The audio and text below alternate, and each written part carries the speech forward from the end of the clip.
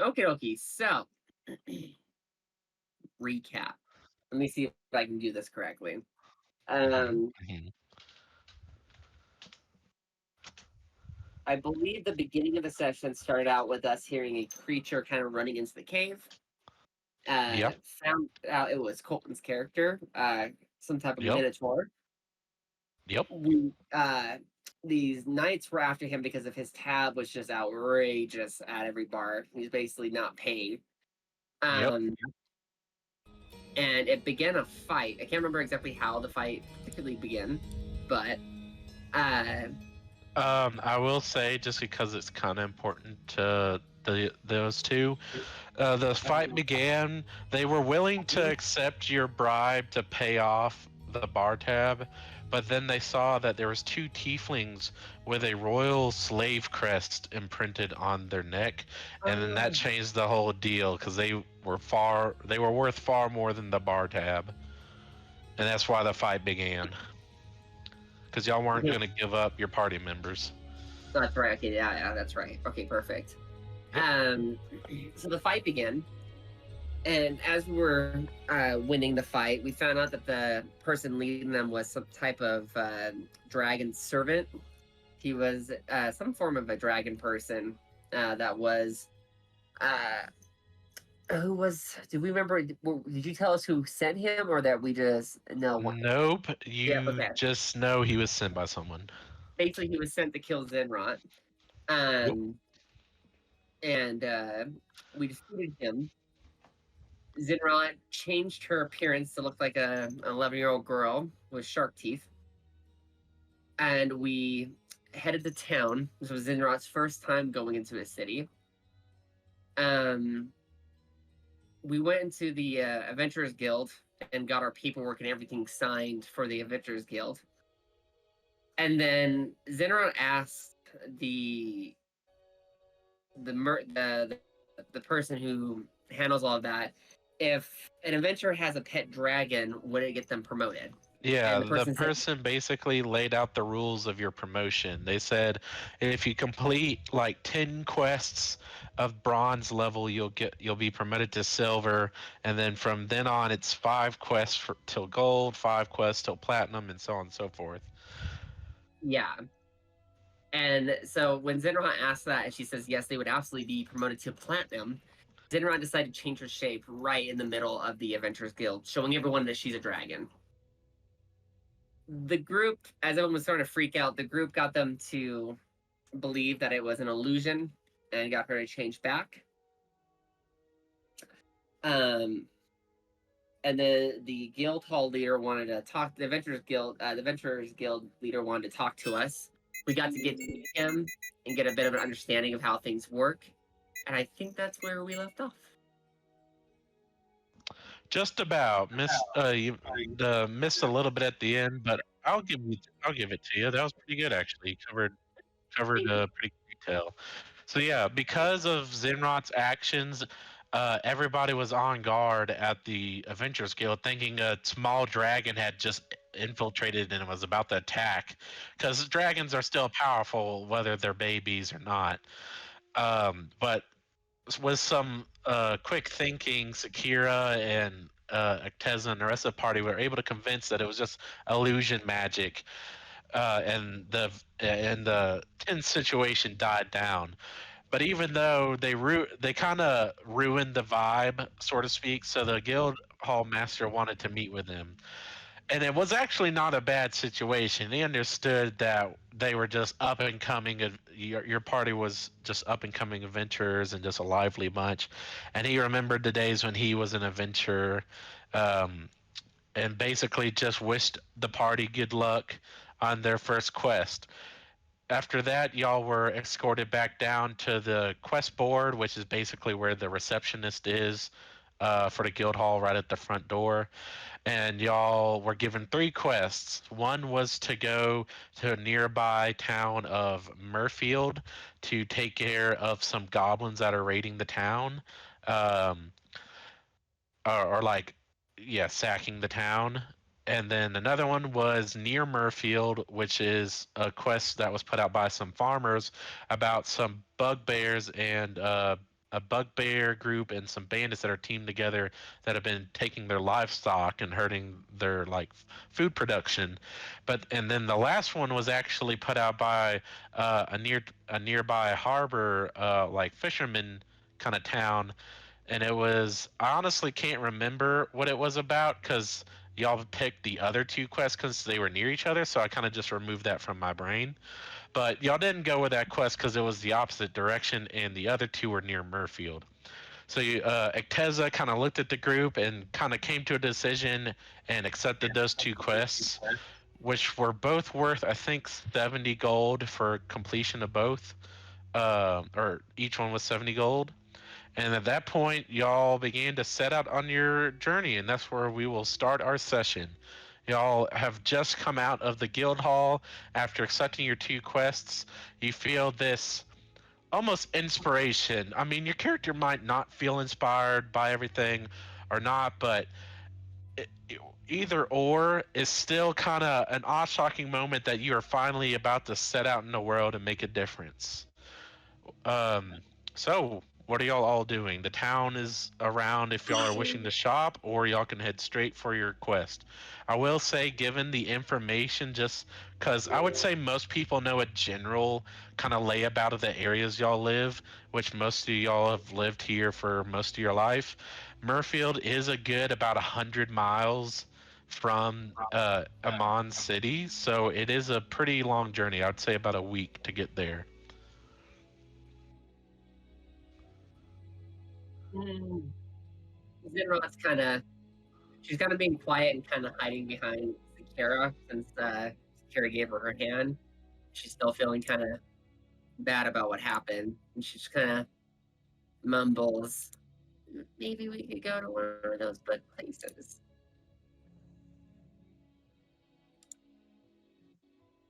That doesn't seem like a bad idea.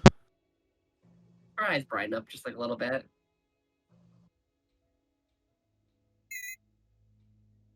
What about you, Acteza? What do you think? Well, with how far of a trip this is, it's probably best to stockpile whatever provisions we need, as well as if there's any additional items or armor that we need prior to leaving. Um, I don't know exactly what's in town. I don't really stick around too much, but we could take a gander. Roll me an investigation check, and y'all can do this as a group for advantage, or just independent if you're looking for specific items. God, I don't. A 7. Yeah, I'll assist. Ooh, 18. All right, I'll take an 18 for the group then. So, Acteza, you've been in and out of this town a fair amount of time. I'd say you've lived in the area, especially with Zinrot, for at least more than 5 years, or at least a generous amount of time like that. And given that time, you know there are some stable masters around each of the major exits from the city if you're wishing to buy carriages. There's also some more renowned smiths around the area. There's probably about three in total. Because of how grid size the city is, they can operate pretty independently like that. So there's about three different smiths in different areas of the city, as well as magic shops. There's about two that you can choose from. One's more renowned and has a bit of a heavier price point, but one's a little more, I guess, more common needs kind of price, as it comes for like pricing and things. Um, Outside of that, you can really find anything from tailors to medicine, butchers, really you name it, it's in the city of some sort. I would say, given your familiarity, it wouldn't take you like much time to find it. As far as for Sakira and Kakira, depending on what you're looking for, it would take some time to find it. But with Octez's help, you would be able to find and get some directions for where you're trying to go. So Sakira is broke.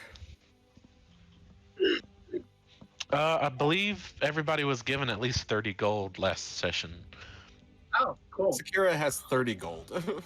He's You have 30 gold, and I will say that's a decent amount. Like to buy like a 3-day stay at an inn, it might be 1 gold. again. Sakira's like, I'm broke, and God's like, you have 30 gold. I have Yeah. 30 gold. I thought that's what I said, but we're gonna go with that. I'm trying to think if there's anything that she's gonna want specifically. Possibly. I would say like medicine supplies or healing potions of some kind. Okay. Same. Okay. So we got 2 for like herbalist healing supplies. What about you, Acteza? I did not plan for shopping. I have a You're decent good. amount of gold, so like I'm kind of looking. There was something I'd written down a while back. I can't remember what the hell it was. I think it was a ring, but I don't remember if it was a higher end ring or not. So I'm trying to remember what it was. No worries. All right. Well, in the meantime, I'll give you some time to think. I'm gonna go to Zinrot. Zinrot, can you make me a perception check? I'm gonna go with a perception check. And you will do kangaroo. Let me see here. I said kangaroo, and you'll like it. Okay. Haha! The 21. Okay. So as you're kind of walking, holding hands with Sakira, you kind of made that mention about a bookstore, and you kind of hear a little chime ding and kind of ring in your ear. And as you see a door kind of open and the little gold bell on it kind of ching. And as you look over above the door where the sign is a book, and it's wide open with a dragon kind of peering out of it. Almost, I guess, as a representation of the adventures to be found in a book. And as you're looking at that, something just in your mind says that's the place. Her like eyes open as she begins to tug on Sakira's arm, and she even grabs Kiz's arm and she starts tugging them. And she has a big shirt, looking like cartoon smile. Sakira's gonna like see where you're tugging me at, and she'll say, "Actually," she's like, "Oh, good eye. I wonder if they'll want to buy any of my stories." Yes, who would? Your stories are great. I like your stories. We should go. Can we go? All right, we can head in. Thank you. And she kind of like lets go and she just runs. All right. As you come into the store, you hear the same kind of ching as you open the door. Sitting at the desk to your right, kind of next to this bay window with the 3 panels, but each one's angled, is a half elf woman. I would say she's more middle aged for like a half elf. Not super old, but not young either. Definitely a little bit wise for her age. And she says, "Oh, greetings. Is there anything I can help you with, or do you know what you're looking for?" Sakira instantly wants to walk up to her, and she just says, "I'm actually an author," and she rips a page out of her notebook and hands it over. She goes, "Here, I wrote this real quick just now. You get eaten by orcs in this one." Oh, wow. You have such an imaginary mind. You know, we do actually have a shelf here where authors can place some books that are trying to get out there in the world and start selling their wares. If you have any books, you can just place them here. And the shelf you can see is it's a small one. It's actually on top of the desk. It's kind of like when you're at like a store and they have a little like the candies and stuff on the desk at like a Yeah. convenience store. It's kind of like that size, big enough for some good, like some decent sized novels, but not like a tome or anything. So and emotionless, like not even like making an expression on her face or blinking. She just kind of like turns towards it, steps over, reaches into her bag, and pulls out a small notebook that she's been carrying around for a minute, and just places it up there and says, "I hope it gives somebody nightmares." You know, some people do like horror books. I'm not much of a fan for them, but the more the merrier. And she takes a little stamp and you see her kind of dip it in this liquid that has a little shimmer to it as she then stamps the cover and puts it back. That's just for security. It lets us know where the book is, just in case people take it and don't bring it back. Oh, that's very Of smart. course, we sell books. You can buy it. It's just we let these get rented. That way people can see them. She just kind of blinks at you. Okay. And what about you, young lass? You seem very happy to be here. Is there anything I can help you with? She like smiles at her with a big shark smile, and she's just like totally gleeful. Do you have any like I don't know? You have a lot of books. I like books. I think they're cool. Um, do you have like I don't know? Do you have any spell books? Yeah. No, I don't believe so. If we do, they would be probably in a magic shop. But who knows? I don't know all the books that are here, but I'm sorry, I don't think I can help you with that. Oh, And I, oh, and but you're free to look around. okay, yeah. I would like some books and a magic shop. I've never been to a magic shop. Okay, okay, we'll go there. Okay, thank you. And she kind of like runs off to one of the sections. As you run off towards one of the sections, just make me an investigation roll just to see what you're kind of perusing through. Yeah, Captain. That'd be a 7. Okay. So, I mean, you're not familiar with a bookstore, so you're not really sure what you're looking at. You can't tell fiction from non-fiction. You're just assuming that everything's factual in here. But there is one book that kind of stands out to you. It doesn't seem like it really fits with any of the other ones. You actually can't even understand what is even written on the page. Some of it's blank. Actually, about a quarter to almost half of the pages are blank.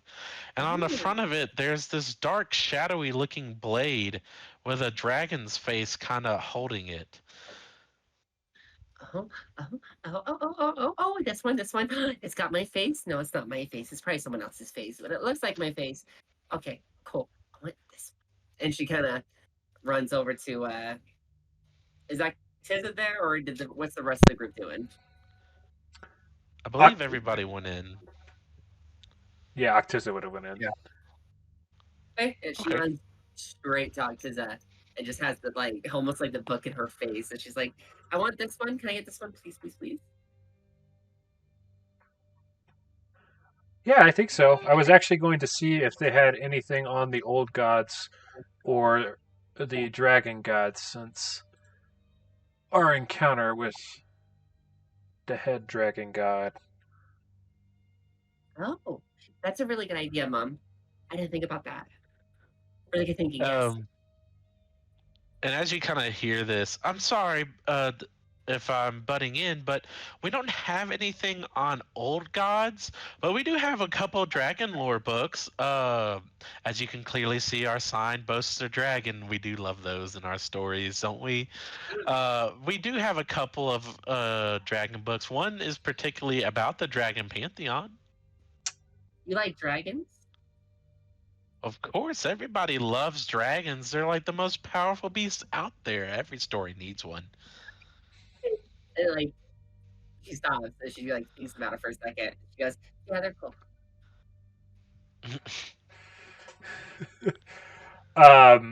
You were saying this is kind of like a library with like checking out. Is there any limit to the period that they could be checked out for? I'd say they can be checked out for about 2 weeks without any charge. But if you're looking to check them out for longer than that kind of period, it just goes up by 5 silver for each week. Okay. Um, Acteza would check out that Dragon Lore book and make it known that she's going to be gone for at least 2 weeks, probably closer to 3, depending on how long it takes to close out those two quests. So 3 weeks, you said? I think so. I mean, obviously, it depends on how long it takes us, but you said it was a week travel to get there and back for Yeah. those 2 quests, and Well, it's that's if you go by carriage. If you go on foot, it's 2 weeks. gotcha. Yeah, I think that'll work. How much does Okay. that run me? For just the extra week, making it 3, that'll just be 5 silver. Okay, that's not bad at all. Yeah, I mean it's just a book. Zinrot just like slides her buck next to Acteza's. Oh, so you're looking to rent 2 books? Oh Hey, yeah, what's that's rent mean? yeah. I would rent both. So 10 silver, so 1 gold piece. Right? So renting means you borrow it. You take it for some time and then you bring it back. Oh, she looks kind of sad. Oh, okay. Yeah, we can rent it. Yeah, I have I to give mean, it if you back. want to buy it, I'll probably run it 5 gold for you. I have to give gold for this. Oh, I'll rent it. Okay. All right. Acteza will push the 1 gold piece for both books for the 3-week period. All right. That sounds like a chipper plan to me. It seems like y'all are both as studious noodles. I love it. Yes, very very noodly. What happened to I forgot her name. Damn it. Kirsten. Yeah. Akira. She posted in chat that she had to go make a run to the store for her grandma. Oh, okay. I didn't see that. Never mind. All right. Well, if that's all y'all are doing here at this time, we can head back out. If there's any other shopping you'd like to do, that's fine. And when she gets back, I'll just let her get her shopping in real quick. But if not, we'll go ahead and head on out for the quest. I think we were trying to hit the magic shop if there was one. Yeah, I Yeah. want to try to find some potions or med packs or That's whatever. correct. Yes, you wanted some potions, and so did she. That's correct. So yeah, I won't make you make an investigation roll just because y'all made a pretty high one earlier, and Octeza knows of some magic shops. Y'all are able to come across one of the magic shops is actually towards the direction of the entrance y'all came in for the cave. The name of the magic shop is Bits and Bobs and Magical Things. And as you enter the store, it of course has this good old little chime. It seems like most of the merchant shops feature one of those. Behind the desk, you see what looks like just a human man. He definitely is older than the elf, at least for appearance. And he just says, "Oh, how can I help you?" Sakura approaches, and she just blankly stares back at him and asks, "Do you have healing potions?" Uh, yeah, you're not gonna hurt me, are you? What? No. Oh, that would make for a great story, wouldn't it? I'll have to write that one down later. No, this is for future use. Okay. Well, let me see what we have in stock. And he kind of flips through his pages because he's just kind of looking to see what he has in inventory. Looks like I have about 5 potions of just healing. Those run you about 10 gold per potion. Oh, okay. And she turns to Acteza and just kind of like walks forward over to Acteza with her money pouch open. And there's clearly 30 gold in there, but she says, how much do I have here?" You have Octeza kind of ruffles through it because she hadn't actually been in your bloggings. Uh, it looks like you have 30 gold, so that would get you 3 health pots. And she kind of looks up at the ceiling, turns around really quickly, and says, "How about this? You give me 5 potions, and I'll give you 30 gold. It's all I have." Persuasion check, I guess. Let's try a persuasion check. Can I do intimidation instead? Oh God. Yes, I will say outcomes vary. Just because and like the way that she's intimidating is like she's just the hot goth. The blank Keeper. stare. You just give him the Damn it. blank, sensual stare. I So, rolled an 8. describe how you intimidate knowing you roll an 8. I just want to. She kind of like leans over the counter at him and like is attempting to like kind of raise an eyebrow and wink one eye, but she kind of spazzes out just a little bit. Oh God, please don't hurt me. So, given his age, he's definitely not one to put up a fight. I'd say, like, if you had to guess, he's about 60, 70. And he just kind of shrivels back from the desk. Are you going to attack me? Do I need to call the guards?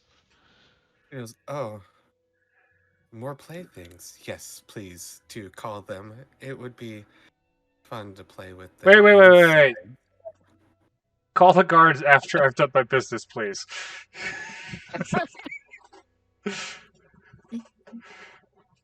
No, I'm not going to hurt you. I would just really like the 5 potions, please. How about this? I'll cut you a deal. I'll give you 4 potions for 30, and you just don't have to come back here, please.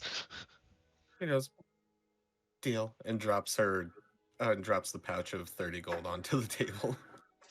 All right, just go ahead and add you 4 potions of healing. I can't believe you tried to intimidate this old man. She picks up the 4 potions and she walks back and stands behind Zinrot and Acteza, and just with a grimacing grin on her face. Your friend is really scary. Yes, she can be. I apologize.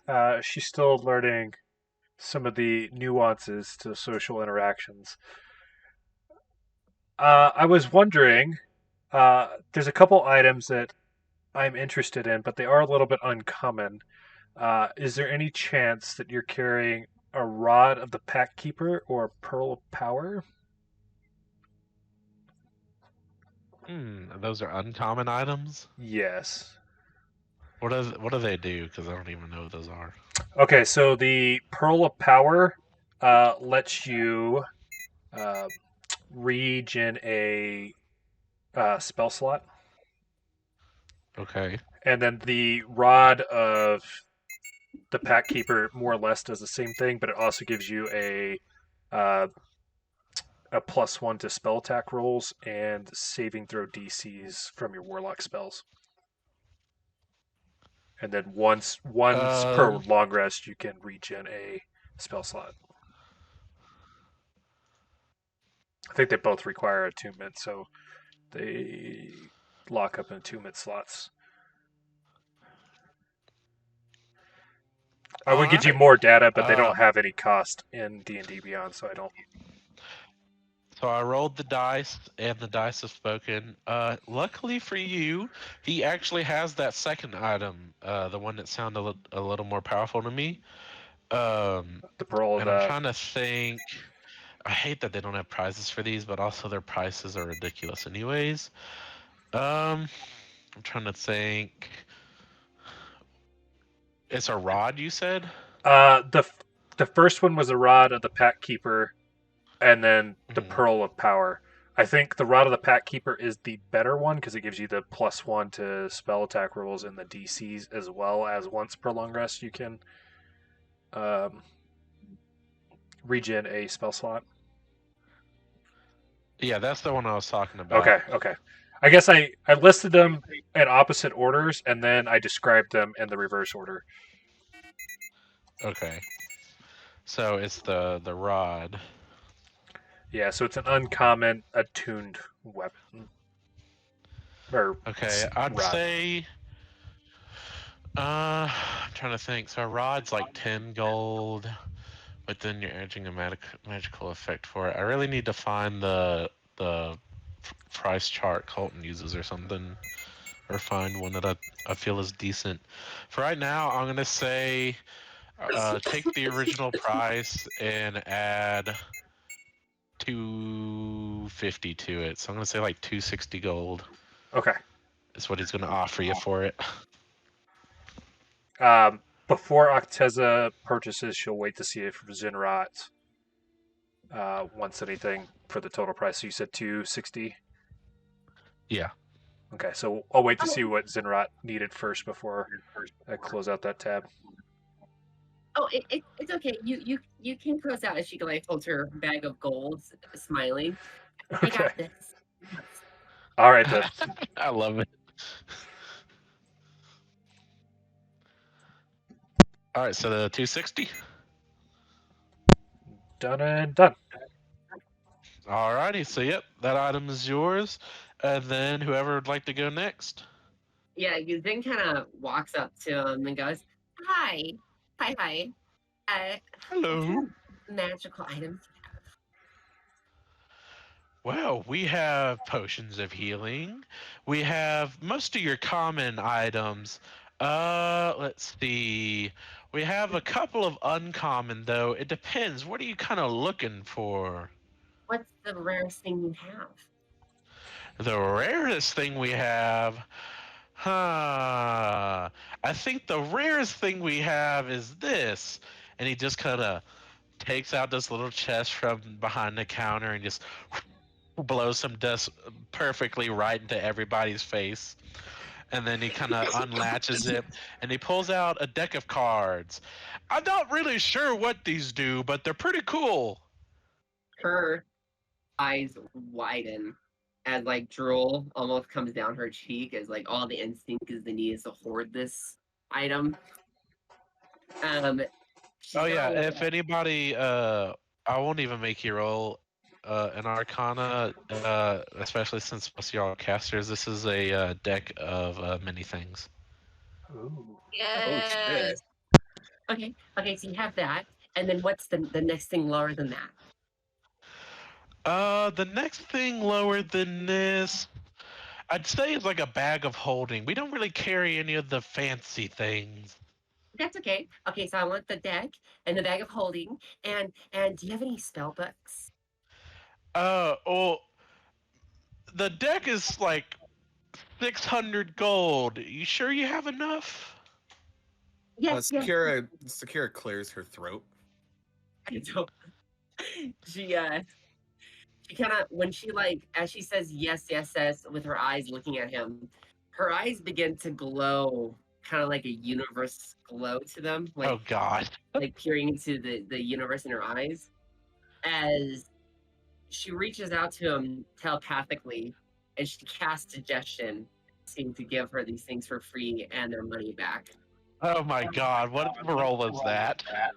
It's a wisdom 14, but I would like to use my inspiration to make that a Son wisdom. of a bitch. It's a wisdom saving throw, you said? Yeah, wisdom saving throw if you allow it 20 using my inspiration. What's the DC? Well, I'm asking if I can upgrade it from 14 to 20 with my inspiration. I'll make it 16. Deal. 20 is a far stretch.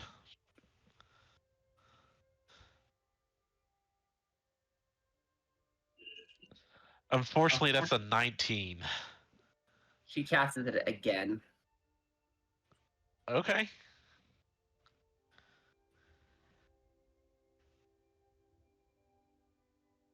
That's a 9. And She what just, did like, you suggest for him? That she's so sweet, and that she just thinks that the cards, the other magical item he was about to show her, and the gold would just be better off with her, as her hoarding nature is getting to her. Let me And then read suggestion to see if he'll just give you all his shit for free. you suggest a course of activity limited to a sentence or two. and magically influence a creature you can see within range that can hear and understand you. Creatures cannot be charmed or immune to this effect. The suggestion must be worded in such a manner as to make the course of action sound reasonable. Asking the creature to stab itself, throw itself onto a spear, immolate itself, or do something obviously harmful act ends the spell.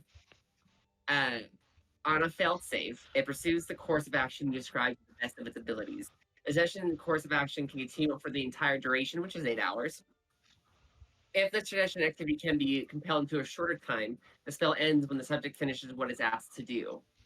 And it does not say that they realize what has happened afterwards, like with reading detect thoughts. It all just seems like it's just how it was supposed to go. A good example, you might suggest that a knight give her warhorse to the first baker she meets.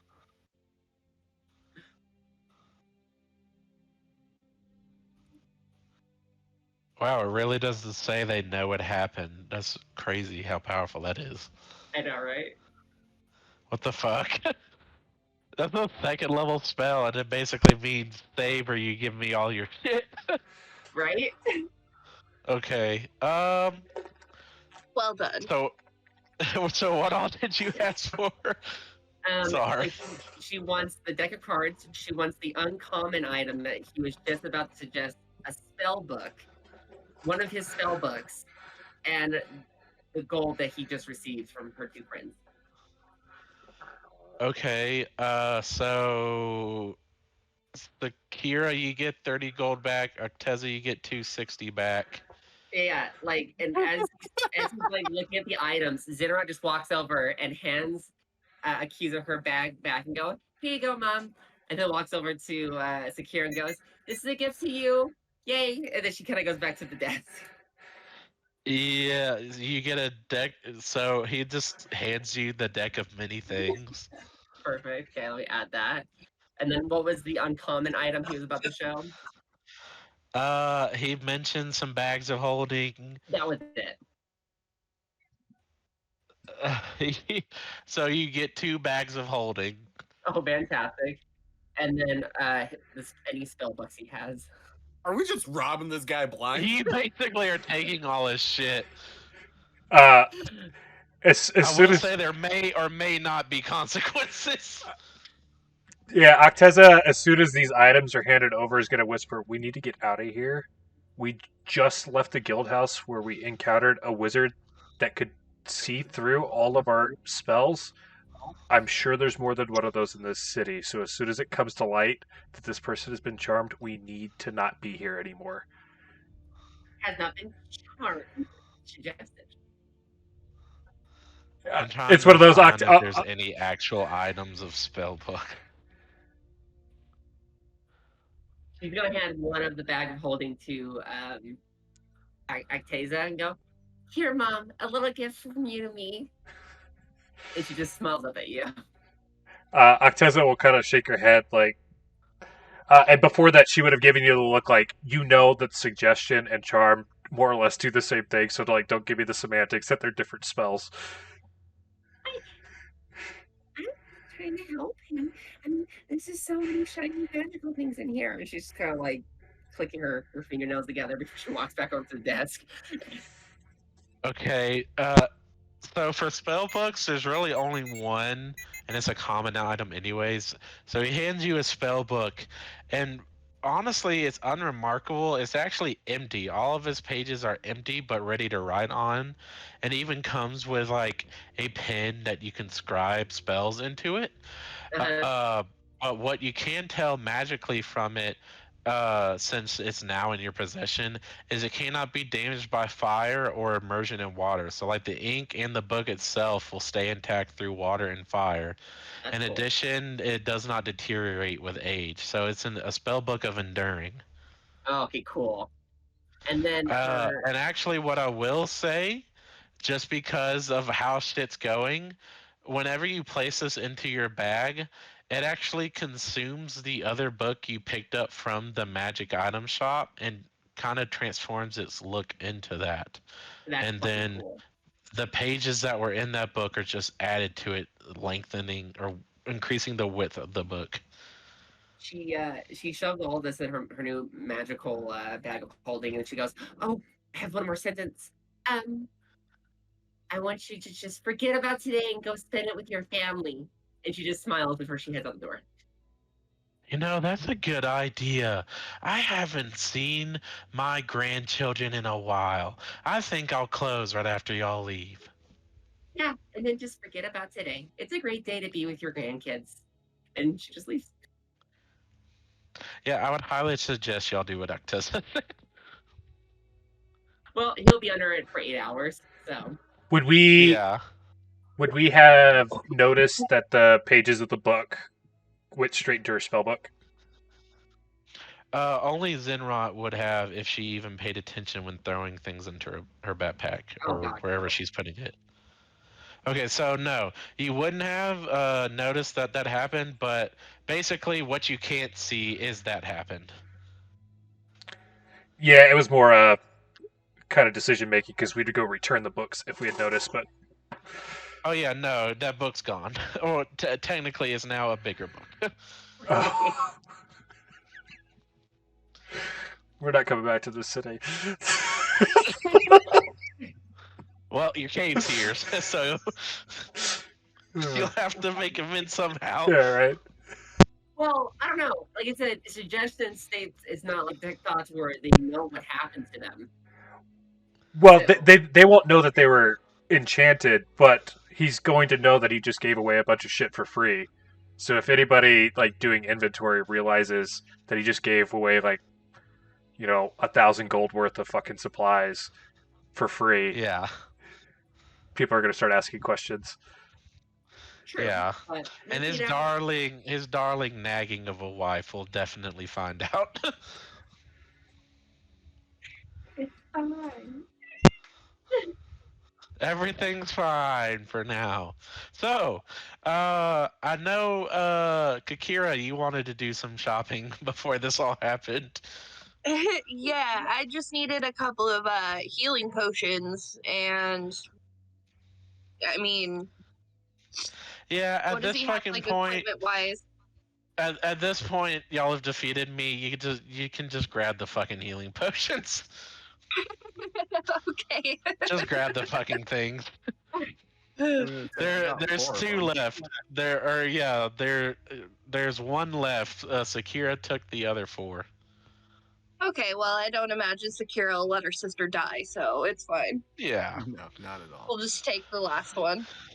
Well, at this point, you've now taken, I wouldn't say like a ton of the store, but most of his decently, like you've took his creme de la creme item, you've taken his items under that item, you've taken his decent healing potions, and the rest is just all his knickknacks he sells to people. At this point, you've basically robbed the man blind. What are y'all doing at this point? Get the fuck out of here. Zinrosh is kind of hopping on her feet all happily.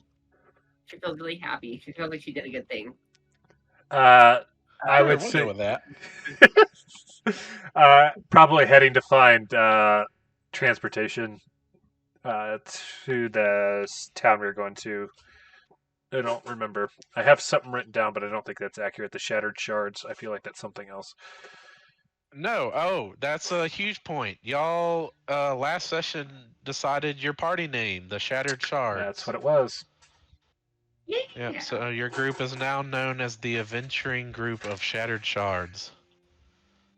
I love it. That's what y'all show up as on the registry for all adventuring guilds. Perfect. Yeah, so I would say going to find a either a carriage or what other form of transportation we can find before heading out. Okay, so I will say, just given, I mean, of course, with your investigation, you kind of know a general direction. You passed by a stable when you came in. One of the entrances. It's not hard to assume there might be another one on the other side. Because if you're gonna buy a horse, I think a great place would be right before you leave town.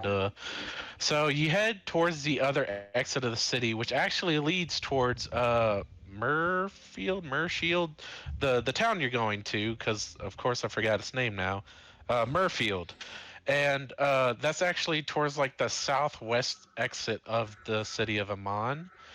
You come across a stable. It's a pretty nice stable. It's got cobblestone sides with a wooden paneling, like cobblestone sides up to about 3 feet tall, with the rest being a nice wood paneling.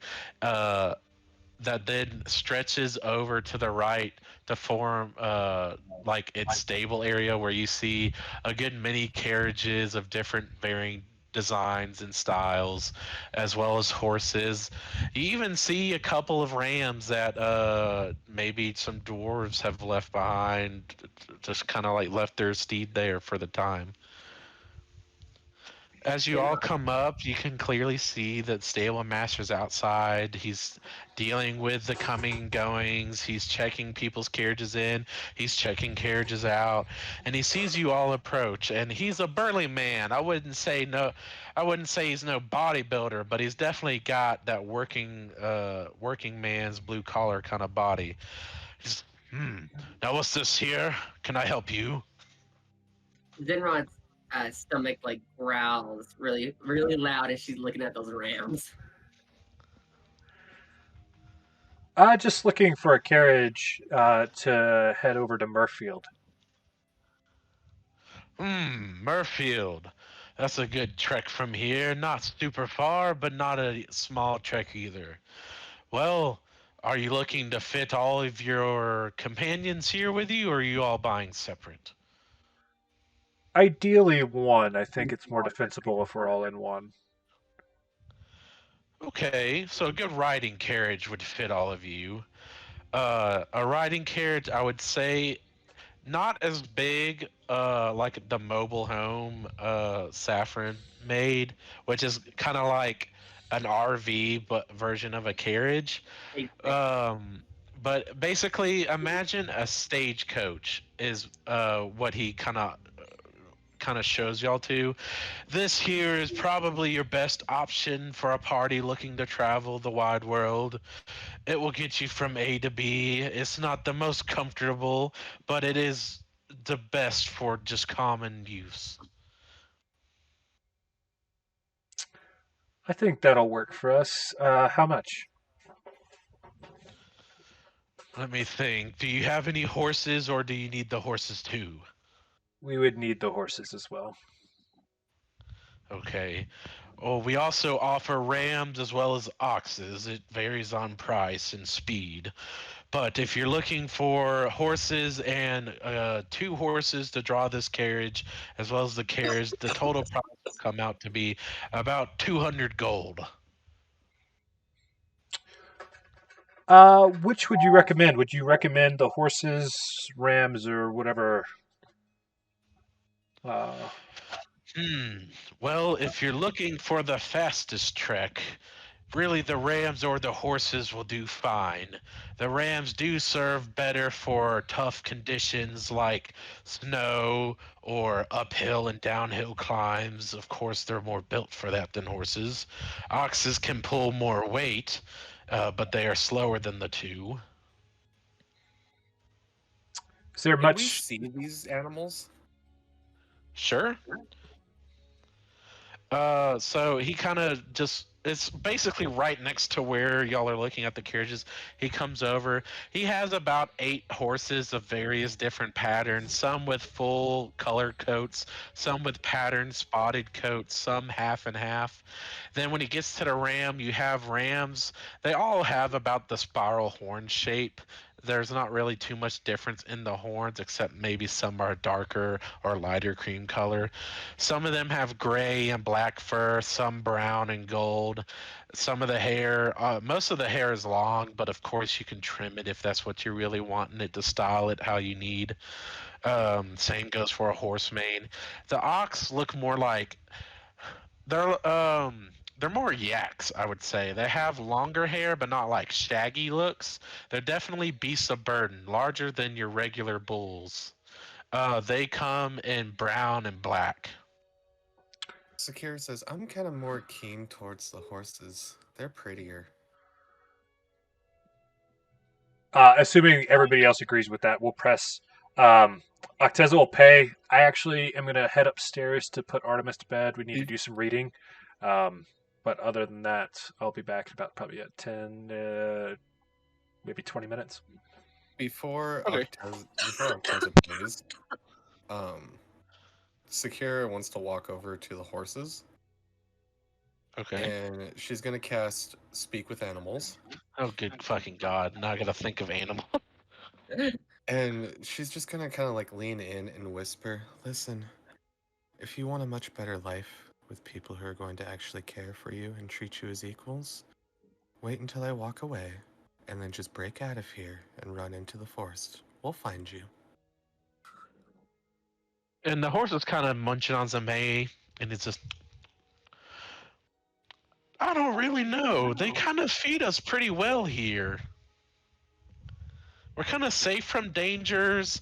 It's not as free and open plain as I'd like it to be, but it's better than being out there in the wilderness. I promise you I will protect you. No harm will come to you. Can you have the does the horse notice Zinrot staring at that horse with hungry ass eyes? I will say, it's a good thing you mentioned this. Animals just have that feeling about them, and they all seem kind of spooked when you're around them. Even dogs and cats. They're just. So there's something about you when you walk by. They don't attack you, but they're wary and kind of make their route in a larger arc than they would around anybody else.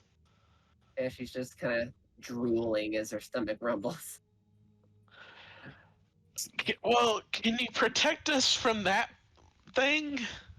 And Sakura looks down at Zinrot and she says, Now, these are going to be our friends. We don't eat friends, remember?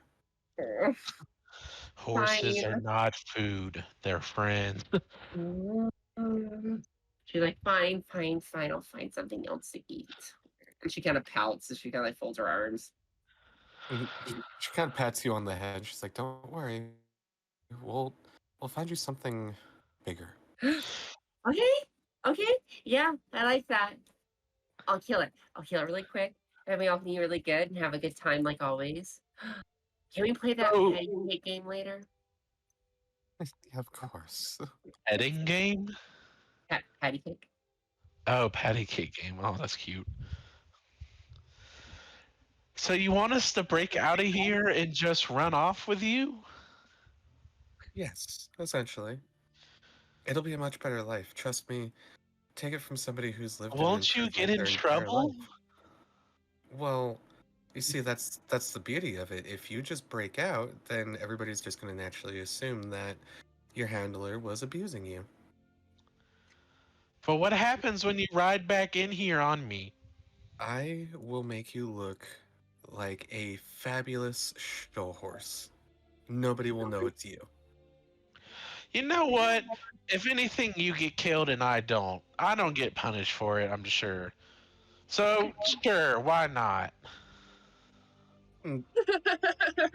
Sakura just kind of like bows at the horses, and she turns and like puts her hand on Zenrod's back to kind of like help usher her away from the horses.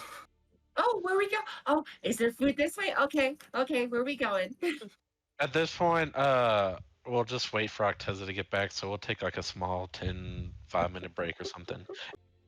I guess we role play. I guess what could be kind of fun is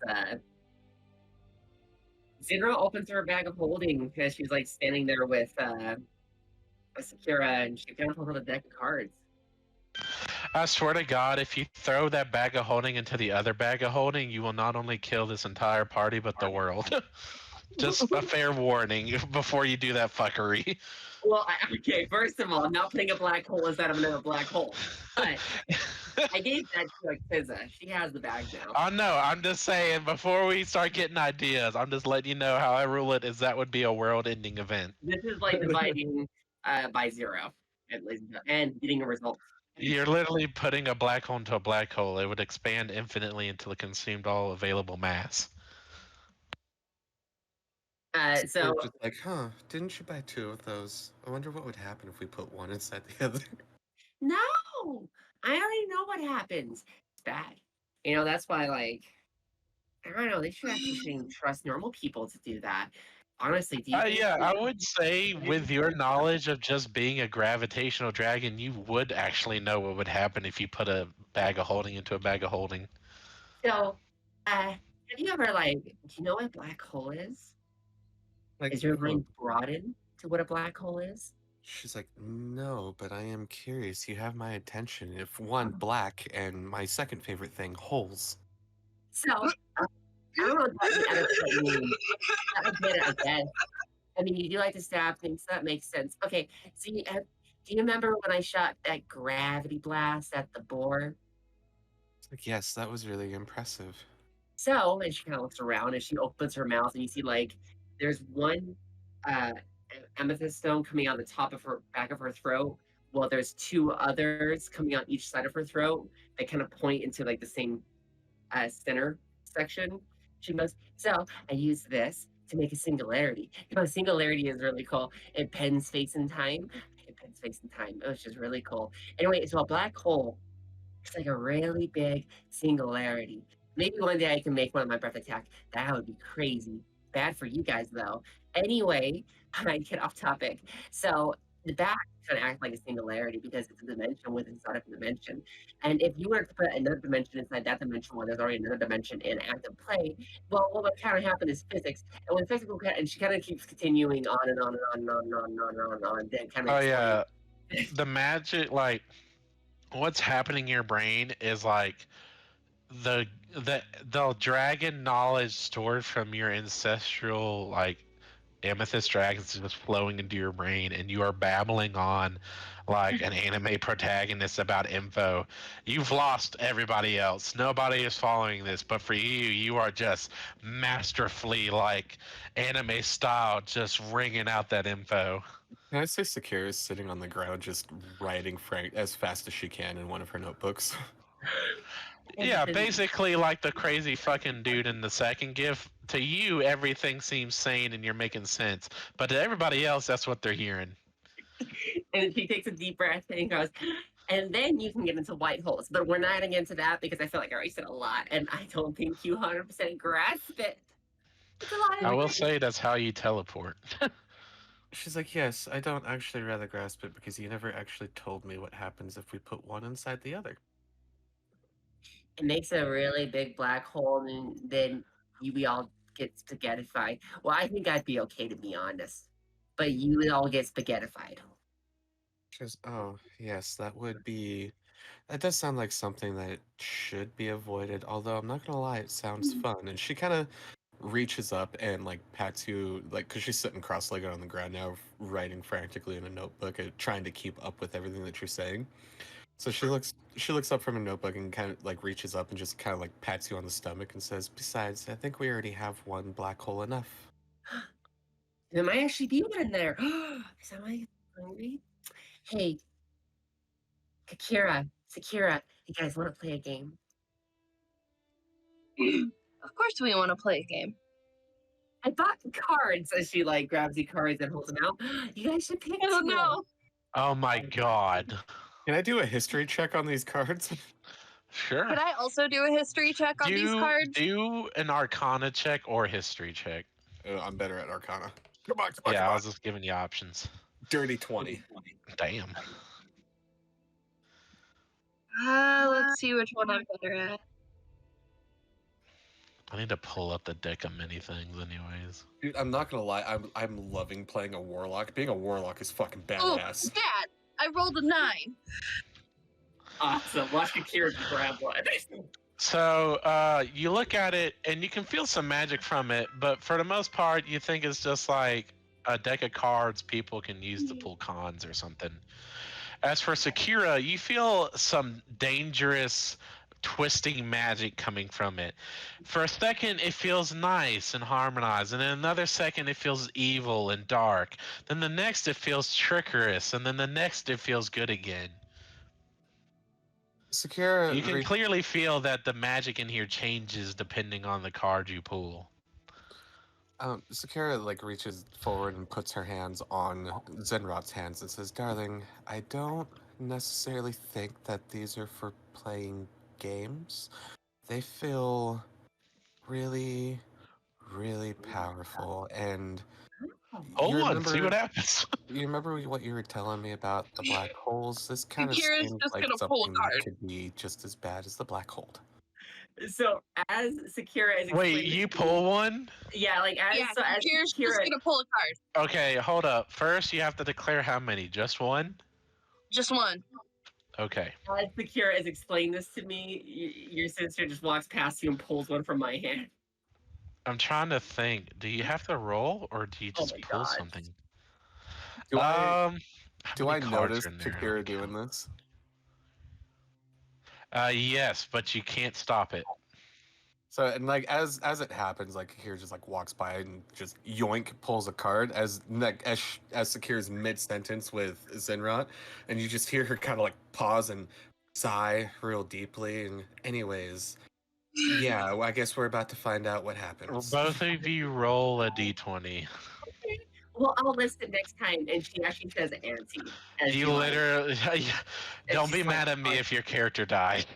she just slides the card, the deck back holding. Dad, I rolled a 3. You want me to roll too? Yeah, you both pulled one card. No, I didn't pull a card. Yeah. Oh, I thought you said you did. Okay, never mind. So I'm guessing that's the moon. Oh my God! Did she get the fucking moon card? My Oh my God. God! You granted the ability to cast the wish spell 1d3 times. Oh What? Lord, you gain the moon card. On the it. card, you see a Fey Queen. You don't know who this god is, but a Fey Queen stares at you, her eyes glowing. The card even moves some as she lifts up the moon from the night sky and comets rain behind her. This is the Queen of Diamonds moon card. Okay, so roll 1d3 and you'll have access to the wish spell that many times. Oh Lord. Holy shit! 3 times! Do you know what power you hold? I can. I do. I am you very gotta aware be of the clear power though. of the wish spell. Dude, you could fix your path with that. Like you could. There's so much So- you can You do. could do anything with the wish Kakira's spell. just gonna take the card and she's just gonna kind of look it over, and then she's gonna tuck it into her shirt and then go back to throwing her dagger in the air, leaning up against her sister like she was. Roll a. How do you roll a d3? What the fuck? Yeah, what is it? How do you roll a d3? Oh, I thought you just. So what you do is Roll a you, d4, and if you roll a 4, re-roll it. that works. You Two. rolled a Wish 2. spell. You can use the wish spell twice. And Yes. Zinrot, you feel Sakira's hands like kind of tightens on yours. She goes, Now, "Listen, don't fuck with magic." so as you pull this card and you put it into your pocket, everybody, even in a fucking 50-mile radius, can feel the immense magical power that then flows into your veins.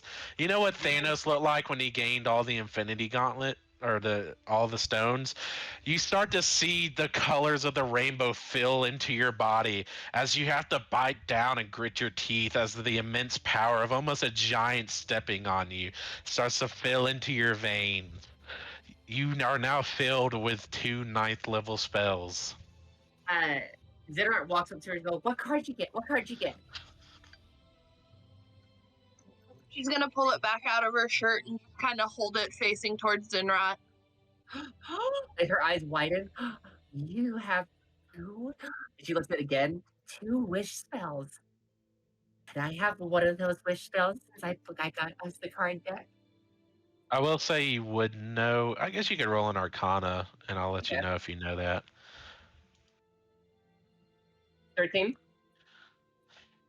Yeah, Sorry. you would know. You would know it grants some kind of immense ability, something that can change the fate. Not exactly wish, but you know it can change fate. So then she'll say, "You have a very powerful spell. I wonder if it gave you more than one. If you have it, do you Do you know how many times you can cast a spell? Do you know what spell it is? Would Kakira know that, or should I roll an Arcana check?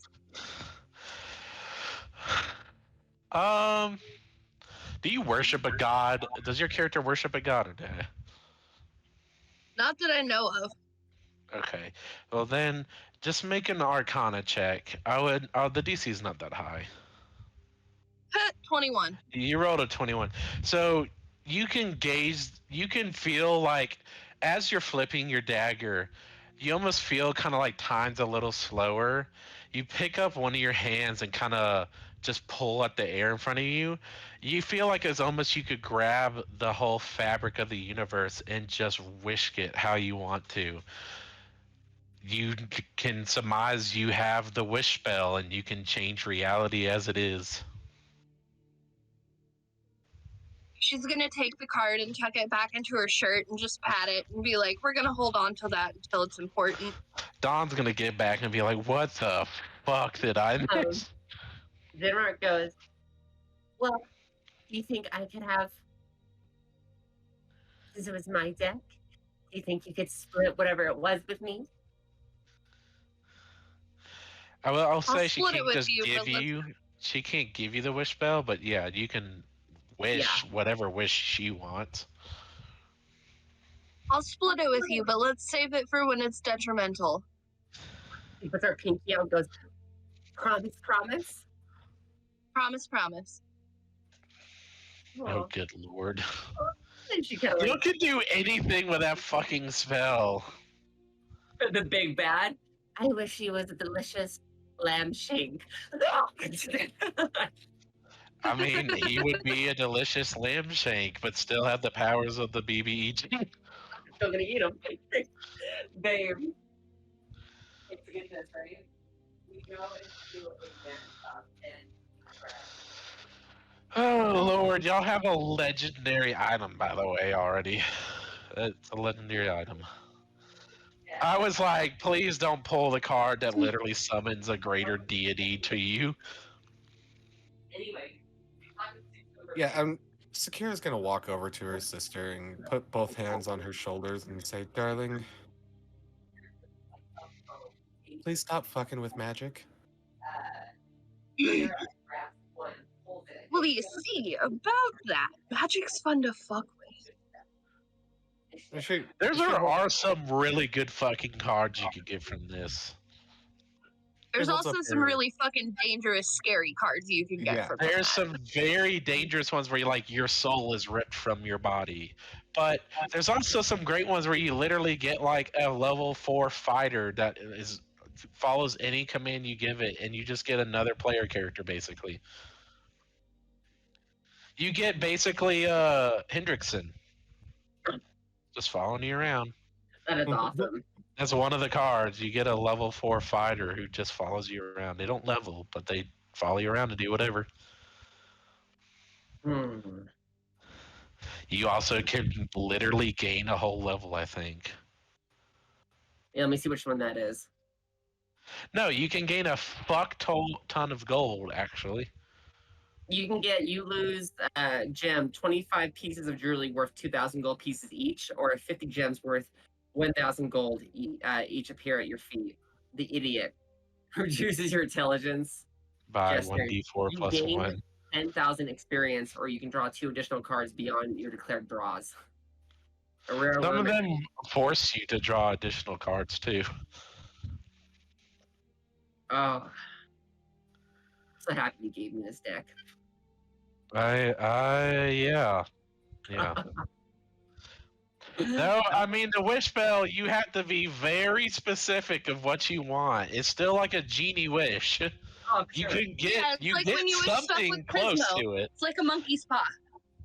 It's like you might get if you wish for 1,000,000 gold, you might get 1,000,000 gold, but how is that 1,000,000 gold given to you, or where does it come from? Drop on you, you die.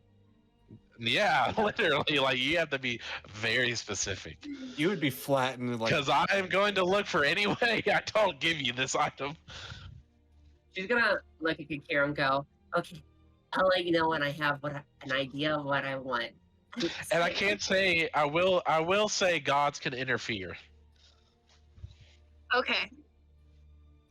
Just to limit it, because you can't just literally say we're all level 20. It's stupid. She's gonna after she says that to Kakira, she looks to Sakira and goes, "I promise I'll be very, very super, super responsible with that deck." And she just has a big short smile. Oh Lord, I can't wait for Dawn to get back and hear this shit. So much just happened in a little bit of time. I texted Damon and told him that I got the moon card, and he's like, "You're level 4 and you have 2 wish spells. What are you gonna do?" Yeah, what are you gonna do? You could literally wish for anything. You can wish for a pretzel.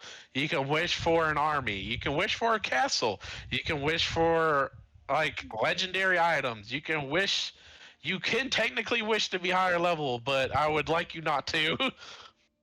I would like a gordita crunch from Taco Bell. It's stupid. You could wish for basically anything. Yeah, you can literally I'm be gonna like, have to think on it. you could literally wish for Taco Bell, and somehow a Taco Bell's in my world now. Oh yeah, because diarrhea is worth a level 9 spell. You literally could wish for a pencil and you would get it. It is a level 9 spell, but you can do stupid things with it. What about a pencil that never runs out of lead and is always sharp? You could wish for Zinrot to be an ancient dragon. Let's not do that, because then I can't play her. Yeah. Oh no, you wouldn't. I wouldn't allow that. I'm just giving you ideas that you can wish for. We could. I didn't make say Zinrot they could all happen. I'm just giving you ideas so you can waste them. We could make Zinrot a shiny Dynamax Charizard. Oh my god. Yes. Yeah, you can change your appearance or race. Hey, someone help me spell amethyst. AMYSP. I don't fucking know. I had to. No, hang on. figure it out the I other got day. you. I have a friend named Amethyst, and we have a chat conversation going on. Yeah, man, got right it. now. Oh, you already got it. Man. Sorry. Well, it's AMETHYST. Yep, got it. Oh yeah, AMETHYST. Yeah, it's just like that song. AMETHYST. You mean campfire song? TAMPFIRESONG song. Don, just leave. Just don't come back. I'm gonna say they got 2 wish spells. They pulled the moon card from the deck of many things and rolled 2 wish spells. So now Zinrot has a wish spell and Kakira has a wish spell. Also, Sakira did speak with animals and convince 2 horses to run away, so they all can have horses. Dude, I don't know how the hell y'all are gonna pull a carriage out so that y'all can get the horses secretly. I guess you have a dragon, but still. so we didn't pay for anything? Not yet. Nothing Now you're happened still until you talking- came you're back. still I was gonna talking let to- you have a choice to do something.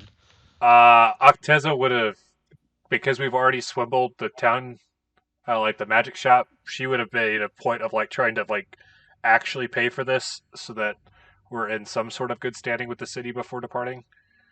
Oh yeah, no, like me and the 2 twins are like kind of away from that because I was kind of shooed away from the animals because my presence scares them. And so like we just been like huddled up talking to each other. You have no idea what's going on while you're talking to the wagon person. I will say you do feel like, since you are a warlock, you feel like the power of a deity literally standing behind you. And if you turn around, you just see Kakira is literally like Thanos has these magic, like rainbow colored magic of just all the pure domains entering her body as she just now looks like a. You can feel the magic of a deity standing in front of you in her body. Delightful.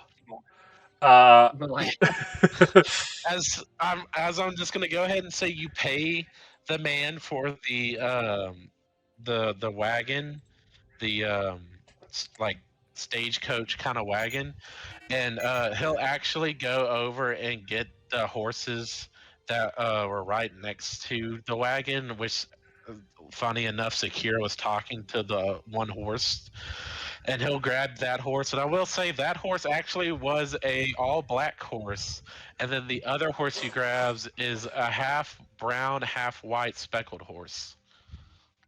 Cool. You said it was 200 gold pieces, right? Yeah, 200 for the horses and the carriage. Perfect. It has a covering for like the rain and stuff. It's not like super fancy, like an Oregon Trail carriage, I guess you could basically say. You get like the white top canvas kind of carriage. Nice. That's what I'm thinking of. Okay. So yeah, that's all that's happened. What the fuck are y'all doing now? So did the two break out or no? They were going to, but he already went ahead and just grabbed the one you talked to. Well, one was gonna break out. You only talked to one. Alright, I mean, But he already went ahead and just grabbed that one.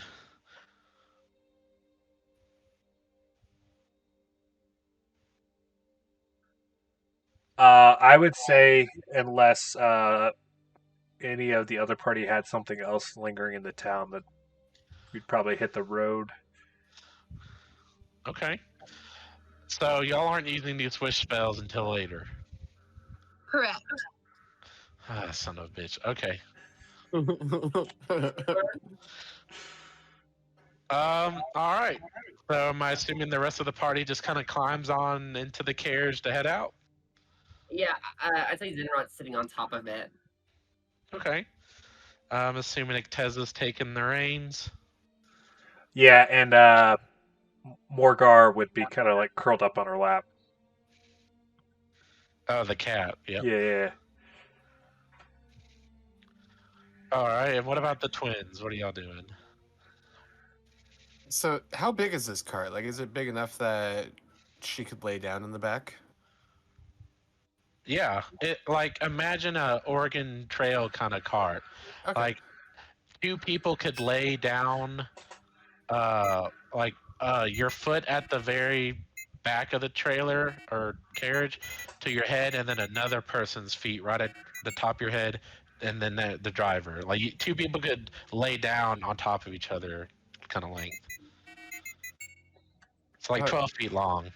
Yeah, Kira's gonna climb in, and she's just gonna instantly like lay down on the floor of the carriage and cross her arms like she's laying inside of a coffin.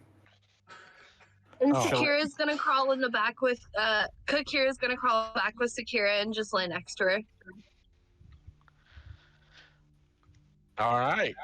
Well, as you all do this, Kakira, you now have 2 wish spells in your inventory.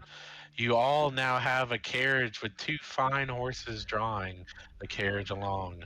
You have taken many magic items from a shop, one being a legendary deck of many fucking things that you have 2 wish spells from. And Kakira, you can feel you can feel many eyes watching you, anticipating what you will do with the wish spell. It is at this time you all set off on this great journey for your first quest to Meyerfield. It is a week's journey, and as you're leaving the town, you pass the town guard, you pass the line of people coming in, and after about a mile, the town is in the distance. You can see it down the hill, and the traffic is let up to where you've passed some people every once in a while, maybe every half a mile you've seen a person now. I want Clarissa to go ahead and roll me a d20, just a straight d20, and then whoever wants to roll a d100, roll me a d100. That would be a 13. Okay, nothing happens. D100.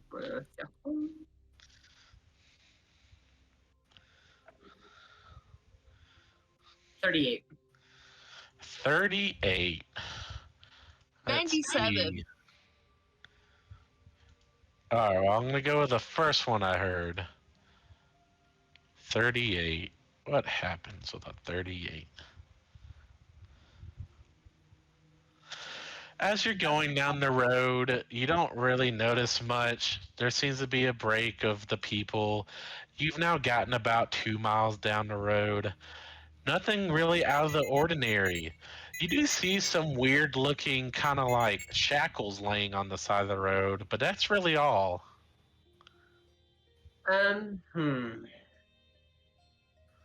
Zinrot's gonna kind of like poke her head, like hanging almost upside down on the carriage to look at Acteza.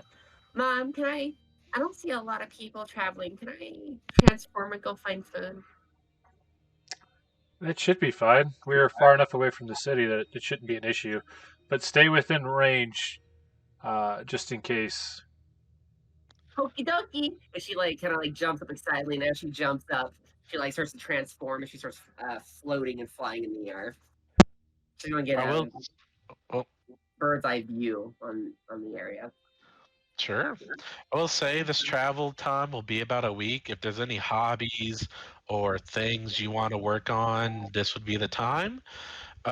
Just let me know now, and I'll basically just, depending on how much time you want to put into this said task, will determine how much of the trip you are doing it and how much progress you make.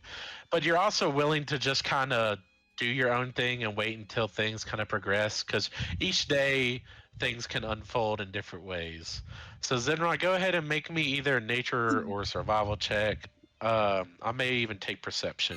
I will say they're at advantage with your smell, and just Cool. since you're up in the air.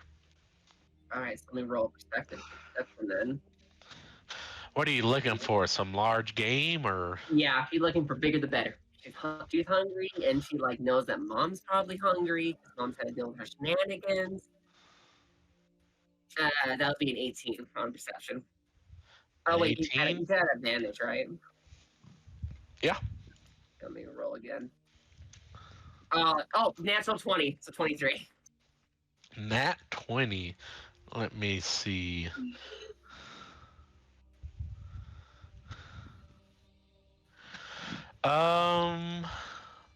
Let's see, where was it? Of course, I've now lost what I was looking for.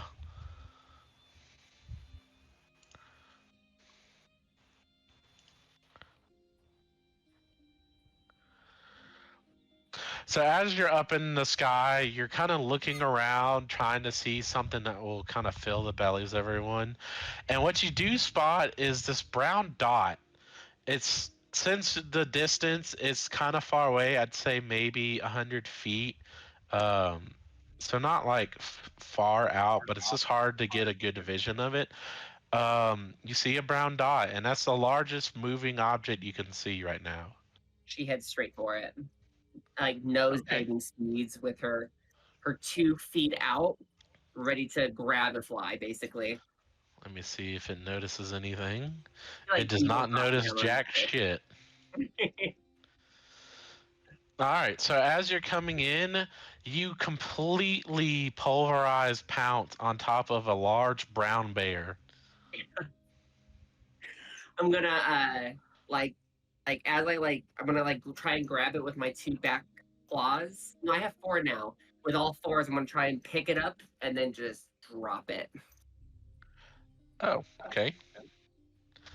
Roll me athletics, or really athletics is the only one I can see because your whole ass picking this thing up. 17. I'm going to roll a contest. Oh yeah, you picked this fucking thing up. Yeah, and then so she'll fly, and as she's heading towards the carriage, she'll let out a loud roar as she'll drop it about 50 feet up. 50 feet up? Okay. Yeah, she's doing like an old trick that like most flying predators do, when they like drop their prey to kill it. So that's about 5d6. So as everybody's going along on the carriage and everything, you hear Zinrot flying around. Because what else makes a large flapping gust kind of sound. Or actually, not really that, because she hovers. I don't know what the hell kind of sounds you would make then. But you definitely hear Zinra and her antics. It's a familiar sound at this point.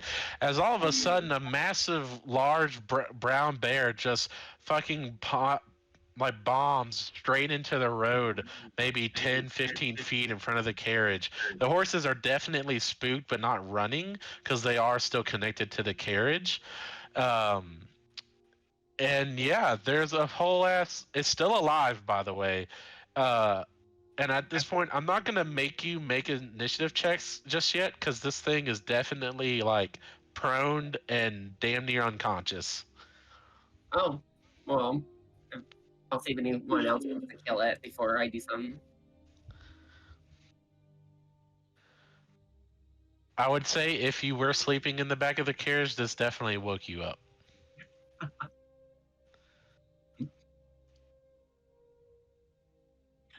Okay, if no one's gonna kill it, then Zinrot will just go down and go for a bite attack on the back of its neck as she dives down. Roll at advantage. Aye, Captain. 16, and then 24. Yep. 10 damage. How do you kill it? It had like literally like 8 health left, I think. As she like slams on its back, she just snaps her teeth on the back of its neck before she just breaks its neck, and then she just lifts up the carriage. Yeah. So now y'all have a large brown bear. I'd say that's at least a good usable like 200 pounds of meat. There's probably about 70 pounds you can't really do much with, but the rest is pretty usable. She'll stand there looking proud as she waits for the group to get out. I'll say that would probably, if Zinrot ate the 200 pounds just by itself, would be a good 2 days worth of meal. But with the rest of the party, I'd say it's like, I don't know, a good day and a half meal. Yeah, she'll share with them for sure. That's why she went hunting, not just for her, but for everyone else to have dinner. Sure. Is there anything else anybody is doing this day before we kind of start wrapping it up? Acteza would be studying the Dragon Lore book when she's not driving the carriage. Other than that, I got nothing. Okay. I will say each day you'll make about 10 miles at a steady pace. Not like breakneck speed, because eventually that would tire the horses, but I would say you're able to make 10 good miles every day pretty comfortably. Um, that would probably give y'all about 6 hours towards the end of the day to cook, read your books, and that kind of stuff. So I'll say you could read your book pretty decently in that kind of time. What about Sakira or Takira? So are we camping for the night, or? Um, not just yet, but if y'all don't want to do anything till that time, that's fine with me. I'm just asking if y'all are doing anything like hobbies or stories or anything while you're on this trip. Yeah, Sakura would be always writing in one of her little notepads. Okay. Zinrot What about will- Kakira? Kakira's probably just gonna keep leaning against her sister and just watching her write or doodle or whatever it is she's doing. Okay. Well, just for time management for the rest of the trip, if you feel like you want to do anything, just butt in. I don't mind. Okay. So I would say with the meat you got, I wouldn't say you've cleaned it up yet. Just I would y'all have finished up your travels first. But Yeah, now we're coming towards the later. Oh, what? I was gonna say, yeah, Zinrot was after showing off the bear, she'll carry the bear till we camp. Okay. I'd say the carriage is able to hold the bear comfortably. It's a carriage designed for more like 6 people and some storage. So it's able to carry like a bear carcass decent if that helps. Oh, okay. Yeah, she'll just drop it on the top then. Sure. So at this point, you're all coming to like the later part of the afternoon. The sun's starting to set. Are you all making camp, or are y'all going to try to push it through? I will say exhaustion is a thing.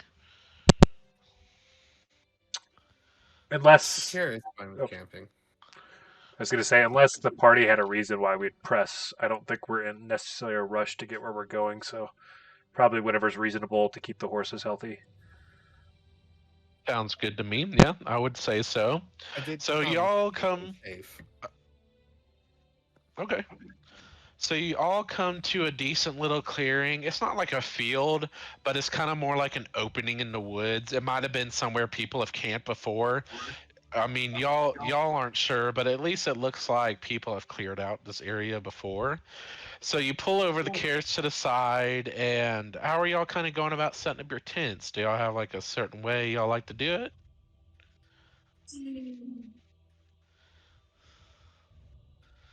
or y'all just Um, roughing it in some leaves? Sakira Zero. would kind of like go into the middle and um cast produce flames Okay. The and middle of this opening. yeah, and use that to make just like a small campfire. Sure. Zero will well, she'll probably just like rough it somewhere, a little more out of sight. But she will drag the Okay. bear's body to Kakira and Sakira for them to to clean it up, since she has to do that. Okay. What about you, Acteza and Kakira? Acteza would send Morgar to kind of like scope out the area there, more just like prowling, uh, making sure there's nothing that we want to avoid in the nearby area, and then she kind of like make a kind of like a makeshift thatch overhang with whatever's available there. I assume it's kind of wooded, so. Okay. And going back towards the book, is there any specific things you're trying to look out for in this book, or are you just looking at general info? Uh, Acteza would be the type of person that kind of like reads cover to cover, so she would be just progressing through the book as it's written. Okay. So, just given like the time, I'd say you're able to get through the first couple of chapters. It's a hardy tome. I wouldn't say it's massive by any means, but it's a decent sized tome. The beginning chapters just talk about the beginning of the universe, kind of like in the first 7 days kind of thing. Um, and it talks about Asgrath or Asgrath. Um, the leader of the Draconic Pantheon, and how they kind of assembled the pantheon and the all the dragon kind underneath them, and how they were one of the primordial progenitors to like the world, like the known universe as it is. uh Next to them, you also have Estilibor, the god of wealth and good fortune, which clearly this party has been shined upon this day. Uh, the ones that catch your eye the most, I would say, in the following chapters, it kind of skims over the other higher beings of the pantheon and makes its way towards a specific two. And the reason being that you can tell is because these two seem to be constantly feuding with each other. One is Bahamut, or Bahamut. Is the god of enlightened justice and good dragonkind. Uh, he was formed after the spell plague, is what you read. And the other one is Tiamat, the goddess of vengeance and evil dragonkind. She came from the she was made after the time of troubles. Both of them came up around a similar time when it comes to gods, is all you can tell. And it seems like these two were made in opposition, one for evil dragons and one for good dragons. And they seem to constantly be warring through the centuries. So far, that's all you have read. Kakira, how about you?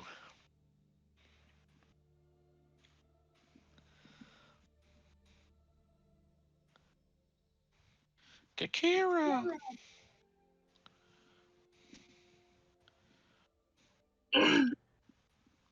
Sorry, guys, what's going on? Oh, I was just asking you, like, what you're doing this evening as everybody's going to camp. Are you setting up your tent by yourself, roughing it in the woods, but camping with your Kakira's sister? probably just gonna rough it in the woods, honestly. Cool. Okay. Sounds good to me. Well, if that's all that people are Especially if the doing, sky's clear, because stars are cool. Yeah, I that's will kind of why say- Sakira made the fire, because she's gonna sleep by the fire. yeah, it's a pretty clear night. I would say there's a couple clouds in the sky, but they eventually kind of dissipate as it becomes nighttime, and it's a pretty nice night for stargazing. Um, if you are roughing it outside of a tent, just give me a survival check to see just kind of how you sleep during the night. I wouldn't say you're exhausted, but just to give you an idea of how your night went. Bad. 5. So you're able to get a full night's rest. It's not like you're waking up constantly because you're getting poked by rocks. You might be getting bug bites a little bit here or there, but for the most part, you're able to sleep. It's rough, but you're able to sleep.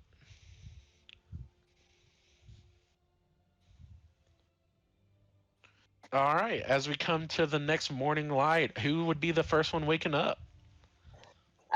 I'd say Zinrot kind of wakes up near the bear carcass. Since no one skinned it, she just started just eating it just in every possible way. So she went to sleep like with a fat fucking belly. Oh yeah, for sure. You definitely wake up fully fed. I wouldn't say you're sluggish, but you definitely have that kind of well-fed energy about you. Awesome. Who would be next? And what are your plans this morning, basically, I should add?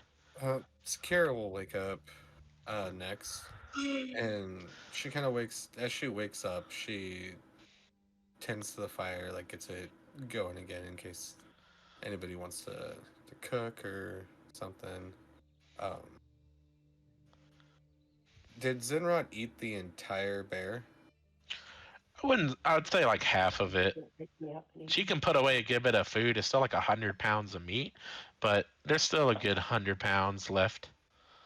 So Kakira's gonna go over and pull out her pocket knife from her bag, and yeah, it's a small knife. So she pulls out a small knife from her bag and proceeds to skin what she can and pull off some meat, so that way she can put it on some like sticks and put it in the fire.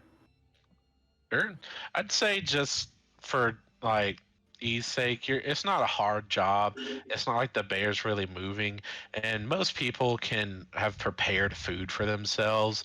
Not everybody's skinned, but with your like background, you've had to prepare some food for your owners before, so you're not accustomed to the cooking kind of soiree dance, you could say.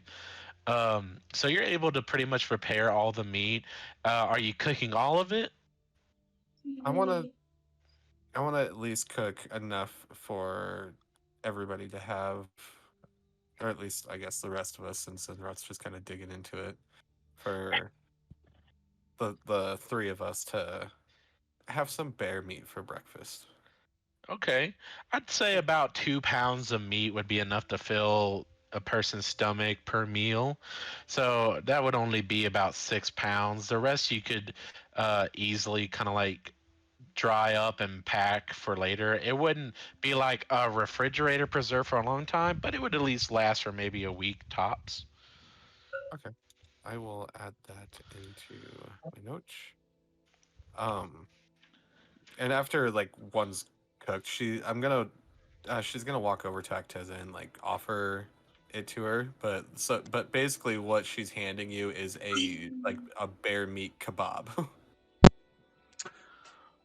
Why, thank you. Would Wargar have found any like birds' nest, specifically like eggs, as he was perusing the area? Yeah, I'd say there's a plentiful amount of different species of birds, and he's able to procure a couple of eggs over some time. Perfect. Acteza would then set up to cook some of the eggs to go with the bear meat that Sakira had prepared.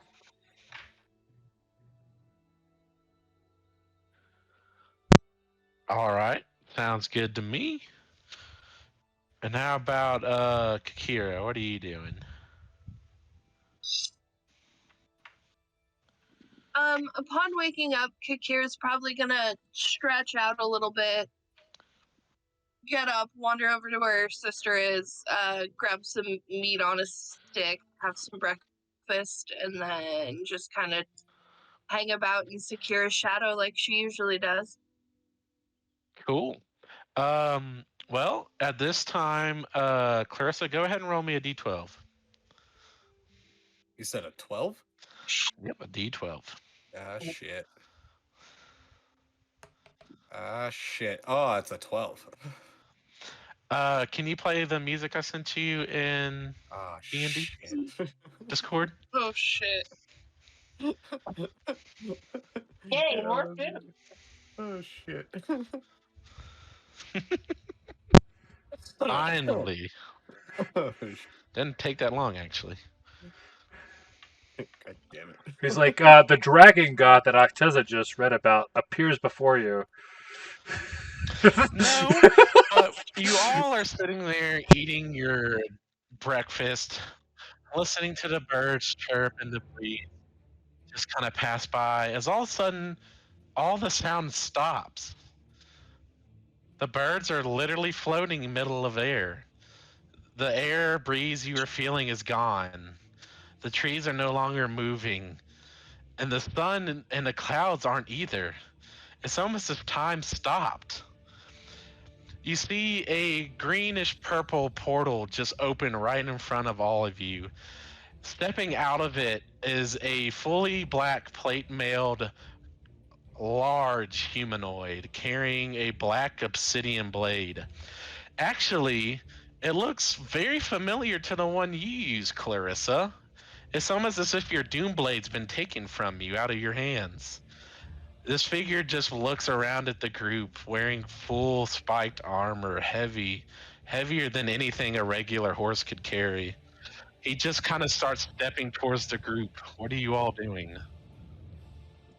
Zinrot immediately is at a defensive stand with her like growling and puffing out her chest.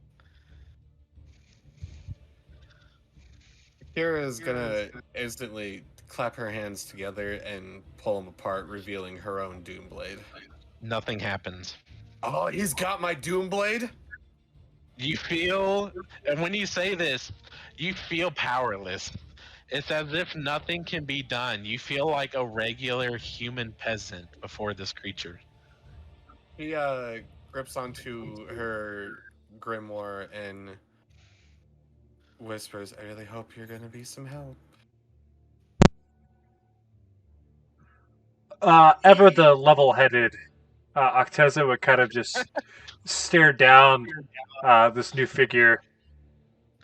Well, we hadn't quite finished up breakfast, but could we help you with something? Meanwhile, I would say Morgar is kind of like curled up next to like her ankles, like kind of like the fur on her back's bristled, and she's kind of hissing a little bit. You see the picture in the music? Yeah, that's kind of what's looking at you. Yeah, Sauron. Zinrot, from the teachings, does she like know that this is someone very dangerous? I will say, you don't even have to roll a perception. You all feel like you're gonna vomit. The utter power and just pure evil. You've never felt anything like this. Whether you think good and evil exist in this world, what's standing before you is evil incarnate. This is nothing. There's no good in this. There's only a black hole of just pure kill. Yeah, Zinrot is like an attack stance with like, and she is like drooling and like teeth bared, growling as loud as she can.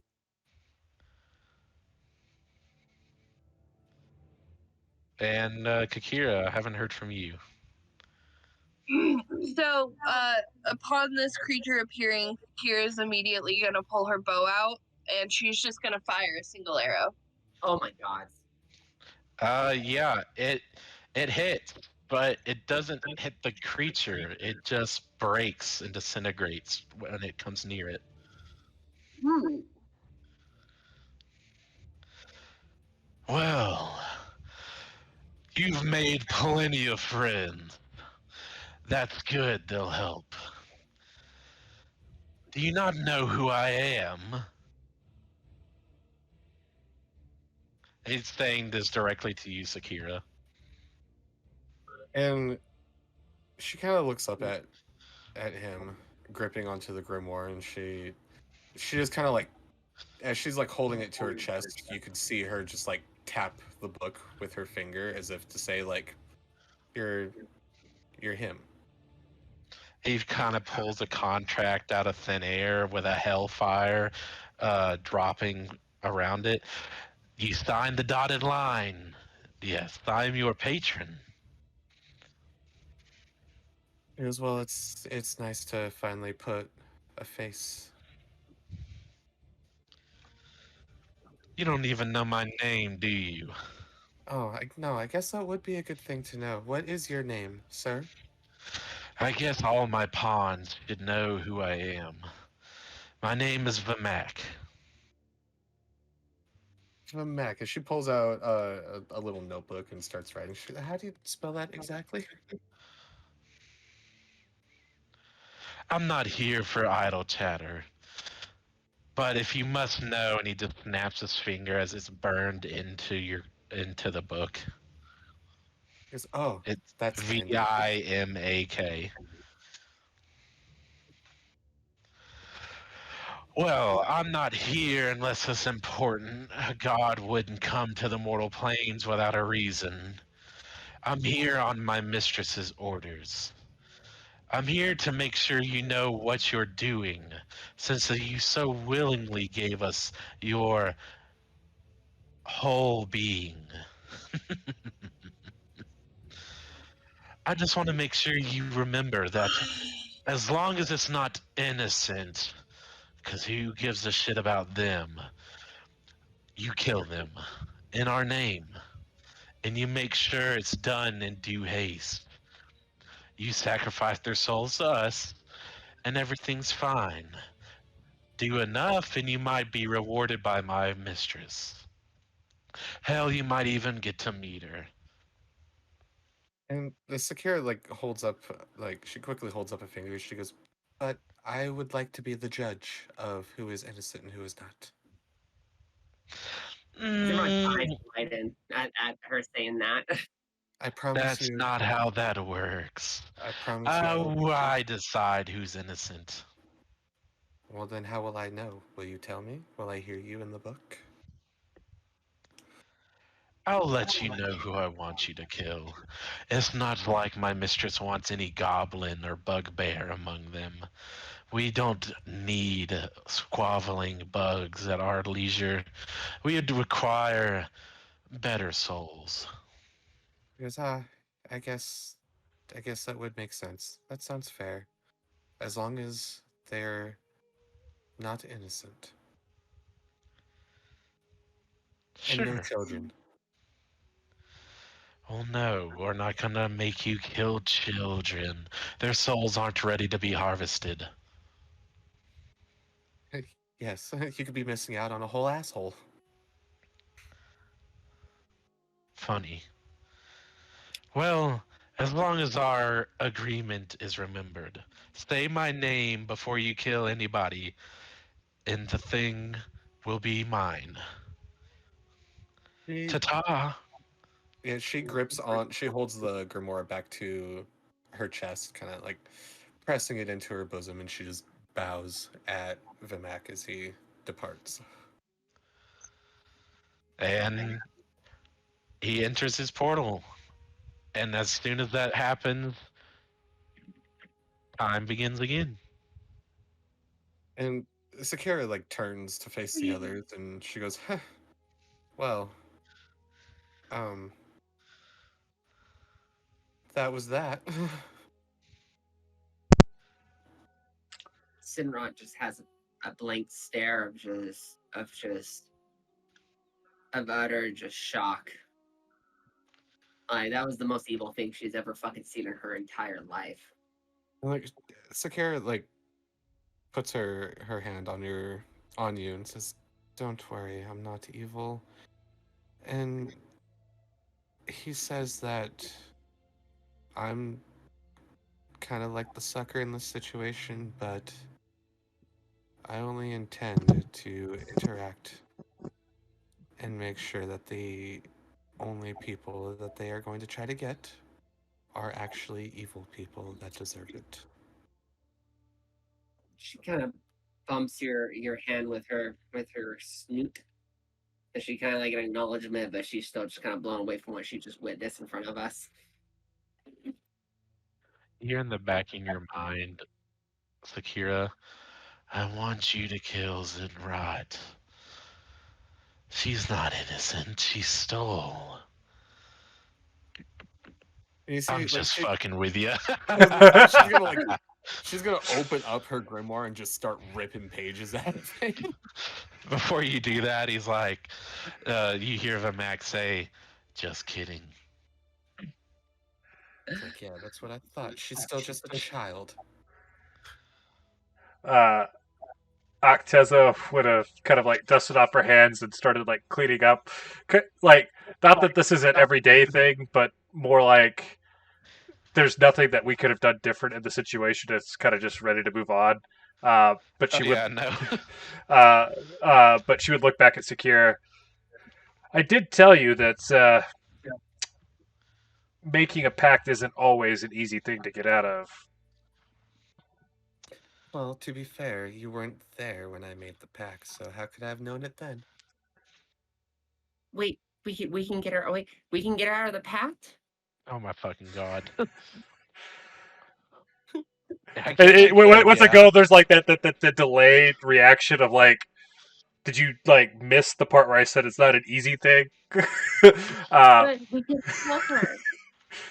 I'm not saying that we can't help her, but you just watched him stop time, instantly disintegrate one of our weapons as it hit, stole her doom blade, and we all were basically overwhelmed with the power that he possessed. So, I mean, I might have, we might have enough time in our lifespan to acquire that type of power, but it's not a normal thing for most humanoids. It's is there a thingy that can like cancel out the whole thingy? What was it called? Clause, like something that she could do that could be a fair way to exit out of the pact. It has to be. She's our friend. We can't. He's evil. He's really evil. I, I don't know what he has in mind for her at some point when he claims his, right? Well, therein lies the problem with him being an evil patron. Whatever the terms of the pact are, which I'm not sure Sakira is even 100% fully aware of what the full terms of the pact is. Some patrons will let you get out of the pact once you've achieved whatever the terms and conditions are. Otherwise, it's usually you're going to have some sort of fight with that being, and you're not exactly fighting on even terms since they literally give you the power that you currently have. Yes, but it seems to be that the only stipulation that I have is that whoever they tell me, I kill them, and they take their soul. And my condition was it can't be anybody who is innocent or a child. And I think I appreciate the concern, I really do. But for right now, I think I can handle this. I would like to see where this goes and how powerful I can get. Okay, if that's what you want, then I can respect it. And she kind of still looks around a little frantically before And she goes and starts just anxiety eating the bear corpse that's she left of says, it. and besides, Zinrot, all they want is the victim's soul. You can eat the body.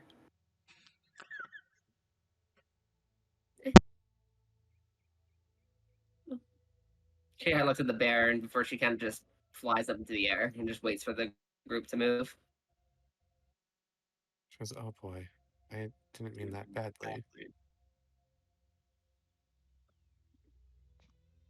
Well, you all come to finish your breakfast, whether your appetite was ruined or not. You all gather back up into the carriage, however respectively you want to be, and you continue on your journey. If there's not anything you want to do this day, then we will just kind of fast forward till the next night. I will assume that you all will sleep basically the same, just to kind of for time's sake. Okay. Somebody roll me a percentage die, please, just to Okay. see how the travels go. During the travel, Zenra will kind of keep her mind off of like the fear of her friend's soul. She's gonna read the book that she has. I will say, Sakira, you do know the stipulations of your contract. Yes. Like Like, is you it a know certain what amount? they're taking from you. So if you want to release that information, you can. 28. 28. Let's see. I found a kind of funny random encounters. Let's see what a 28 gets you.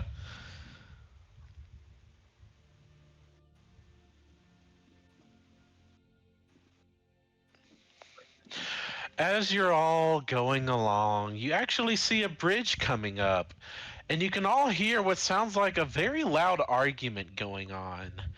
You're not sure what's happening, but when you come up to the bridge, you see two people wearing hide armor and holding two long swords drawn at each other, just swearing at each other. It seems almost as if a duel. What are you all gonna do?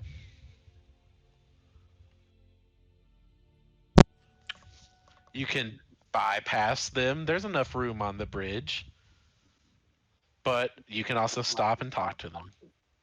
Wait, what are these folks doing? There are two men, both seem human from what you can tell. They are both sitting there in a duel, pointing swords at each other. It looks like neither of them have taken a swing, though, but they're both standing there cursing. They say, I don't trust you to start this duel. I don't trust you either. Well, fuck you. No, fuck you. Sakira's gonna go sit cross-legged in front of them and start writing in her notepad and say, "Will somebody please start the duel? I have to know what happens next." Is this one of your fucking friends? No, it's not one of my damn friends. Well, I don't trust this. You said we were going to come out here and make this duel to get our argument over, but I can't even trust you for that. I'm going to turn my back, and the next thing I know, I'm going to have an arrow in it. Why do you think I would fucking do that? No, I'm an honorable person. Yeah, right. It says the person who stole 50 gold from me.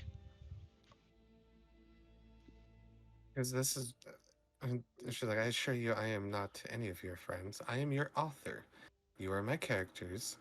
Is this really over 50 gold? It couldn't be over anything better." Are you kidding me? 50 gold's worth a lot. It took me all of 10 years to get 50 gold as a farmer. This fucking guy, I swear. She goes, "Huh? that's really odd because I just spent 30 gold on some health potions and I got that in like 5 minutes. Oh, look at you, big spender. Well, you know what? For me, 50 gold's a good penny. She's gonna cast. Especially when a friend steals it from me. Well, fuck you! She's gonna cast Hold Person on the both of them. Okay, do I need to roll anything for that? Wisdom saving throw for DC 14. You have held both of them. And like they're just stiff as boards, can't move, and she kind of stands up. She goes, "You guys are terrible characters. Are this is really going to be a squabble worth somebody's life over 50 gold?" No, we didn't say we were gonna kill each other. We just were gonna beat the shit out of each other, and whoever won admits they were wrong. You're going to beat the shit out of each other with swords? Didn't your mothers ever teach you not to run with sharp things? Are you my fucking motherfucker? You get out of here! And like she's gonna cast I don't know how to say this. A third the humaturgy? Thaumaturgy, thank you. And nobody else is doing anything. I love it. They're just letting the autistic person do this. She's gonna, by using that, she's gonna change the appearance of her eyes, and they're gonna start glowing a really metallic blood red. Are you gonna kill us? What the fuck? Fuck you! Like I wouldn't keep down this path. As like her tone kind of changes, and she advances on them. It's like I don't really feel like your squabble is really worth any of this. If you're not going to kill each other, then you're not the characters, and you're no good to me. So what's to stop me from just setting you ablaze right now? Roll intimidation. Gladly. I'll say at an advantage because your whole ass stopping them from doing nothing. Can I? That's 25. Can I? Go for it. Zinrot. Oh, I was like, can I give a bonus to her intimidation by landing right behind her? Sure. And like snarling at the two. Sure. I mean, I'll honestly say that's why that also had advantage. I can't really do advantage, but I'll just say it basically automatically succeeds the highest it can be. So 25, basically. So yeah, you actually see the one you're talking to piss his pants. He doesn't really say anything further because he assumed you're about to kill him, and the other one's like, "No, stop! Don't kill him!" If I let you go, are you going to be cooperative and good? Yes, we'll just go home. Well, what if I'm not done talking to you? That wasn't really the question, was it? My question was, are you going to be good little dogs? Yes. Bark, dog. I want to hear you bark. Bark. And she kind of she waves her hands and she drops Hold Person and the Thaumaturgy. Her eyes go back to Are normal. you sure you're a good person? What's your alignment for me, real quick? Chaotic evil. Oh, that sounds right. It's chaotic neutral. Close enough. Anyways, yeah. So they both fall to the ground. They're not trying to like pick up their sword or anything. They're just kind of shaking in their boots. Now we're gonna ask some questions. What do you want? And she kind of like realizes that she was all caught up in the moment, and she kind of steps back and she looks over to Acteza and she says, "Are these people beneficial?" I mean, you made one of them pee their pants by casting Hold Person and staring them down, so I don't know if they literally would serve any purpose for what we're about to go do, so...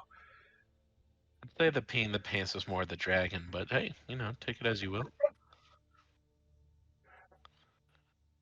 This whole time, Acteza's kind of just been sitting there, like petting Morgar with one of the books open, kind of like.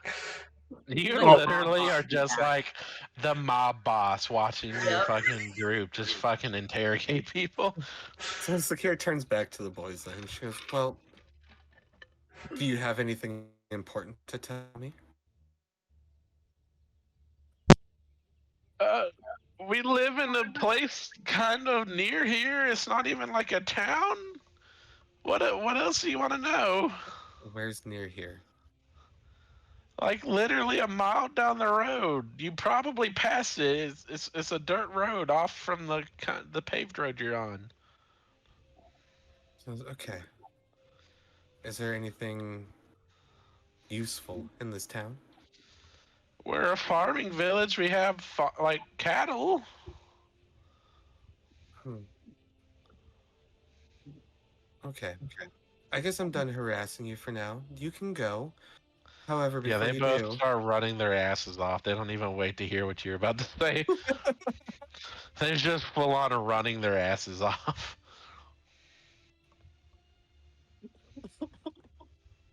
she's like, "Bye." A little dribble of Somehow these pee. are good people. Somehow these are people. Somehow these are good people. Somehow these are good people. What happened to my friendly adventurers group? Why am I now dealing with bandits? What are you gonna say, Tessa? We fucking robbed an old man blind, basically swindled the entire town, and then we made some poor people piss themselves. You swindled every merchant you came across. Somehow gained 2 wish spells. Fucking had a great night's rest after clear conscious. Basically planning against a god now, and you just made a dude pee himself. Great start.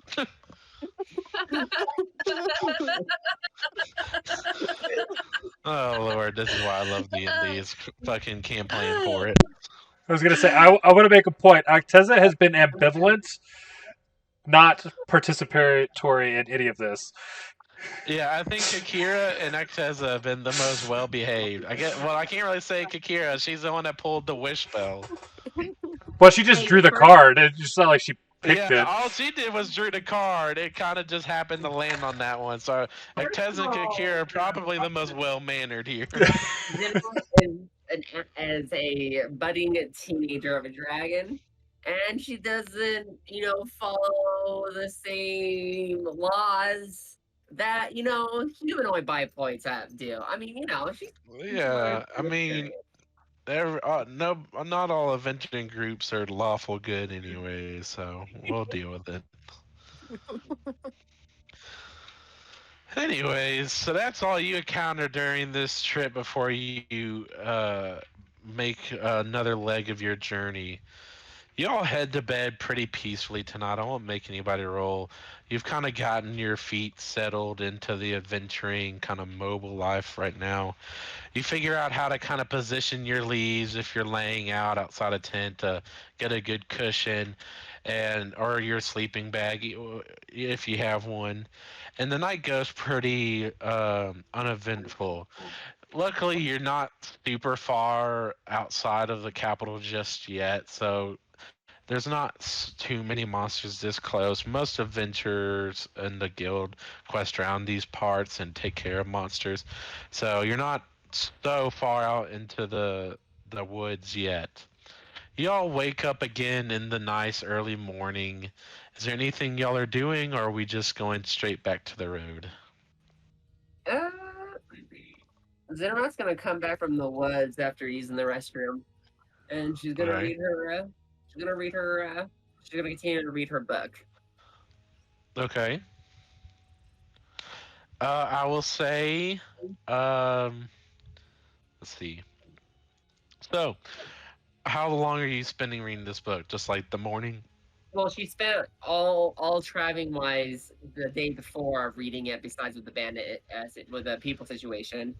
Uh, Oh, okay. Good to know. oh, you didn't hear me earlier. Sorry about that. You're good. And then she's just gonna kind of read. She's still a little freaked out about like her soul's friend is like in the grasp of someone so fucking evil, and she doesn't know how she can help her. So she's just kind of trying to keep her mind off of that and read. Gotcha. So you're looking at this book, and as you've been reading it, it's not really a book. There's not much of a story to tell. Instead, it has pictures of a dragon in it, and it almost looks like it changes to be you. Oh. And as you keep reading it, it slowly starts to change into you more and more until you can't recognize any difference between you and this dragon. And on the pages, as you spend another hour looking at it, you start to see spells come into it. From what you can tell, this is your wizard tome. Ooh. Yeah, a lot of the pages are blank. I'd say only a couple are filled with spells, and those are the ones I've seen you've already picked up.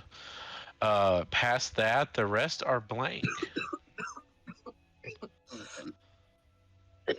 I would say, given the time on the road, you've had ample time to kind of read through the spells and look at the different kind of nuances of casting. And to you as a dragon, it kind of comes to you pretty easily. It doesn't take too much effort. And I'd say, given since you just had a long rest, you practiced casting a couple of them the day prior, and it felt natural. It felt just like any of your other spells would have. But these came to you through knowledge instead of just your innate aptitude. It felt good. It felt almost familiar to you. Hell yeah. I think one of the things she's gonna kind of do today is she's actually gonna summon a large two-handed claymore-sized shadow blade in her mouth, and she's gonna kind of practice fighting in the air while she's like hovering way above them, keeping an eye on the environment. I think that's what she's gonna kind of practice on for the rest of the day. What level is that spell? Oh, that's a second level spell? Hell yeah. Huh? It just looks like a So big flame. how does this sword look? So basically, it's the hilt is black and it's very misty, and the sword itself, it looks like a claymore, but like for her size. The blade itself is purple, and it has a dark aura that's kind of wrapped around it. That's coming off like smoke, and it's a dark, dark purple for the blade. Okay, and since it is a spell, it doesn't really require like a strength to wield it or a finesse. It's just a spell you're casting to conjure a blade. So, I mean, yeah, you can wield it in your mouth. Your whole ass Zorro up in here with a great sword in your mouth. Hell yeah! And she's You're just like that fucking meme of the T-Rex swinging a sword around. hey, hell yeah! Like on YouTube. Or fucking Dark Souls, the wolf with the sword. Basically that. Hell yeah! Yeah, she's just practicing. Oh, here we go. Midnight Stop. And she's just practicing to fight with this with that shadow blade in her mouth, basically in the air. Sure. Everybody else sees this as you see a dragon dancing around in the air swinging a sword. That's badass, actually. Can't really say much else. Yeah. Is there anything else anybody else is doing, or are we heading on down the road? Sounds like we're heading down the road. I think today there wasn't really much going on the road, just for time's sake. I'd say you're able to make it about halfway towards your destination now. You're on the latter half of this journey. It's been some time. You all kind of reminisce in your time, like in between your going ons. You reminisce about everything that's happened, and whether you feel accomplished or not, you definitely have gotten further in your journey than you thought you would have so far. Hell yeah. And at She'll this go. point, oh, Oh no, sorry. for it. I thought you were. I apologize. oh, go for it. If are we like coming up the camp? Pretty much. I mean, if nobody's saying anything, we're just gonna kind of skip on through. Okay. She'll hunt for the group to bring food, so they don't have to hit their reserves. Sure. I'd say about this point, yeah, you're about running low on bear, and I'm sure if it was me, you'd be kind of tired of eating the same old meat. Okay. I'll roll a perception check. Go for it. I got a Z9. You're able to come across a couple of deer and a couple of hares here or there. I'd say you're able to easily kill them just with your claws or like razors, so it doesn't take much effort for you.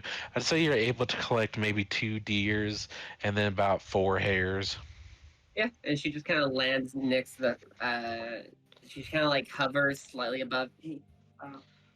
Hovers above the fire the campsite. She kind of drops the deers and the 4 hares in front of Kakira and Sakira for them to prepare them. But she takes one of the deers over to her area next to the fire and just starts eating that deer. Hell yeah. Yeah, I wouldn't say it takes much effort to like skin these animals, especially if you're mainly eating the deers. The hares would fill the bellies of everybody else without much preparation. All you have to do is basically just deskin them and that's it. If nobody else is doing anything, we're just gonna go ahead and move on to the next day of travel. Could somebody roll me a D100 just to see if anything happens during the night or day?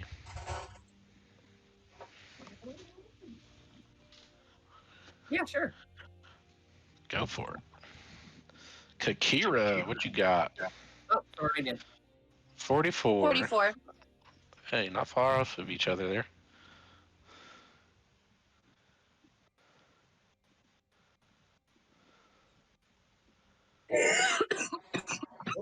Don't die. Devin and I have been getting sick. It sucks. For the car accident, now getting sick. Fuck. Yep. Life by the rotten lemons. Nothing really happens this day. Unfortunately, you don't really. Nothing of importance happens. It feels like the wilderness is gotten denser. It definitely seems like you can encounter more things here than you could near to the city. You definitely hear some crackles in the wood of larger animals, at least what you believe to be larger animals are moving around. But for the most part, your journey is unimpeded. You're able to make the another leg into this journey. At this point, just for time and brevity's sake, I'm just going to go ahead and say, unless you had something you were wanting to do, like read your books or something, uh, just let me know. If not, we're just going to kind of move on for the rest through the rest of the way. Sure. All Oh, right. yeah.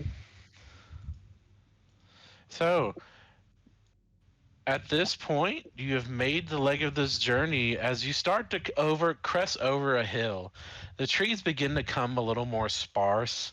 As you start to see what looks to be a small town come into view. It's not like a large town. I wouldn't say there's like a castle in it for sure, or even a fortress or a temple for that matter. There might be a small statue people worship at, but that might be the most for a place to worship. What you see in front of you is about 6 different cabins, 7 including a small shack. Looks more like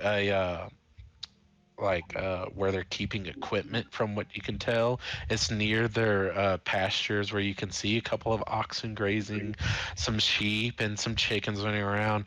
As you get closer, chickens are just kind of roaming around outside in the mud.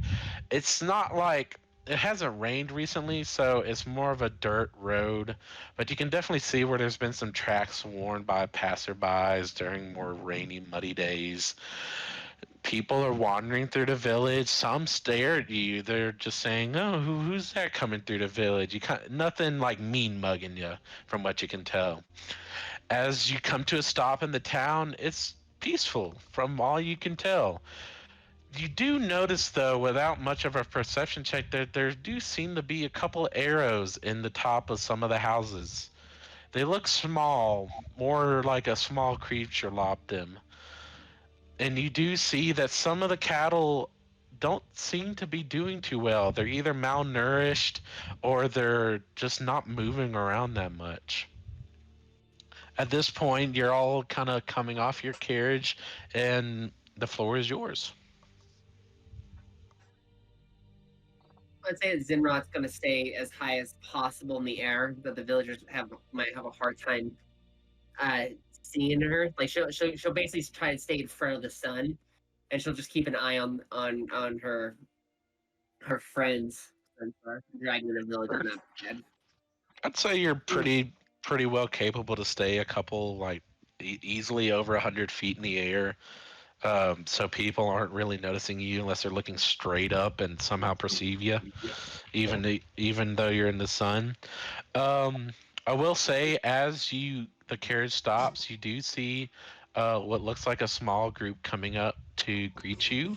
But I will give y'all a couple seconds if there's something y'all are doing in the meantime. What time of day were we talking about? I'd say given your travel, it's just about lunchtime, about high noon. Okay. Acteza would probably be waiting for the group to come up and greet to see if there's anything worth staying in the town or whether or not it'd be better to keep pressing on. Gotcha. All right, so the group makes its way up to you. From what you can tell, it looks like there's a younger elvish-looking lady. She looks like a high elf. Surprisingly, this is you don't see many elves, especially high elves, uh, like outside of elvish kind of kingdoms or outside of high elf woods. But one of them is a high elf lady. She looks properly dressed like a maid, but nothing like royalty like. The man in the middle is a little more gruff. You can tell he's been here laboring in these fields for many generations with his family. He's an older man, not as old as the shopkeeper, probably about 50 years old. And he seems to be adorned like a town chieftain would. He has on a vest with what looks to be the symbol of the nearby Eden Kingdom at the top, and the man next to him is actually kind of bandaged up on his left arm. He looks like he had been wounded. He's a younger spire man. He actually, out of everybody that's giving you like a friendly smile as you came into town, a little wave, he's kind of giving you just a glance. Not like mean mugging glance, but he definitely is just looking you up and down. It's at this point that the man with the vest speaks up. Hello, my name's John. I'm the village elder. I assume you are the adventurers that the guilds told us was coming? Guys, Is this one of the guild quests? I thought we were still a couple days out from it. No, I just kind of sped through just to gotcha. save on time. Yeah. You have all come to the town of Meyerfield. This is the town. Yeah, this is where your quest is. And the village chief is just talking, asking to double check if you are the group. Yes, that is indeed us. Oh, thank the heavens. We put out that request about a week ago. We were afraid nobody would accept it. We're glad that you came. Did they give you any information? We did put in about the goblins, correct? I know we grabbed a couple of them, so I'm trying to remember the details. Was it the goblins were attacking this here village? Yeah, it was a quest about the goblins raiding the nearby village. Yes, we have been having a horrible time with these goblins. They've actually stolen a couple of our villagers and held them captive. They said if we didn't hand over the rest of our goods and livestock that they'd kill them. And that's when we had enough of it and we just couldn't hold out anymore. We needed the adventurers' help. So we kind of scrounged up all our gold and put out a request. All right. Well, she'll kind of like look at the rest of the party. If you point us in the direction, we'll do what we can. Sure. And he actually pulls out like a small map of like the surrounding area, and he'll point to the south. There seems to be some ruins they've held up in. It's towards the riverfront. They seem to have made a good stronghold there. As you can tell by the young lad, him and a couple of the younger men tried to go and root these goblins out. It did not end well. So that's why hopefully you'll be able to handle it. It looks like there's a decent size of goblins, though. Do be careful. Acteza will take the map and then kind of like look to see if this is something Shakira would want, since she's usually like doodling and everything. Sure.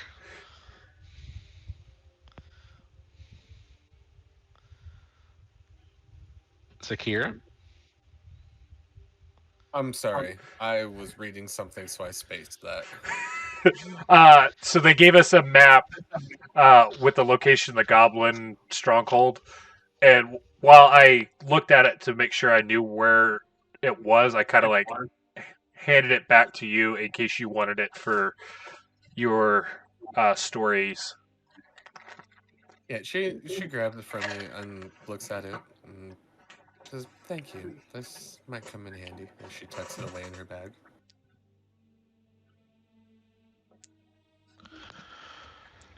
Well, there's not much more information I can give you, but I will say whenever they raided us, it was always at night. And they definitely like guerrilla kind of tactics. They stayed to the woods, never coming out. Though there seemed to be a larger one among them. It looked like a bugbear, but not really like a bugbear. It was weird. Just be careful.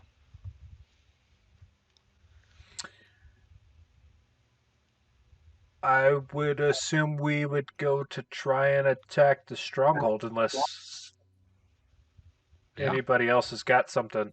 Especially trying to do it with any remaining daylight if they've primarily been attacking at night. Yeah, I would say you have like about half the day left. So if that's what y'all want to do, y'all have the map, which pretty much tells you within decent like directions of where to go.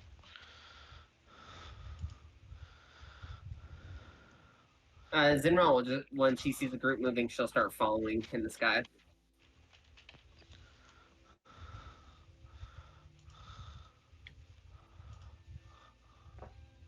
All right. Well, it sounds like everybody is ready to head towards the goblin caves. At this point, you're able to. It doesn't take long. It's probably only like a mile or two outside of the town. You have to. There's no like designated path except for what the goblins had made through the woods. You definitely can see some footprints. You can tell there's goblins. There's some hobgoblins and bugbears in there. Before you eventually come to a small clearing in the trees, you can see what looks to be like a a fallen apart ruins of a tower, kind of like a watchtower.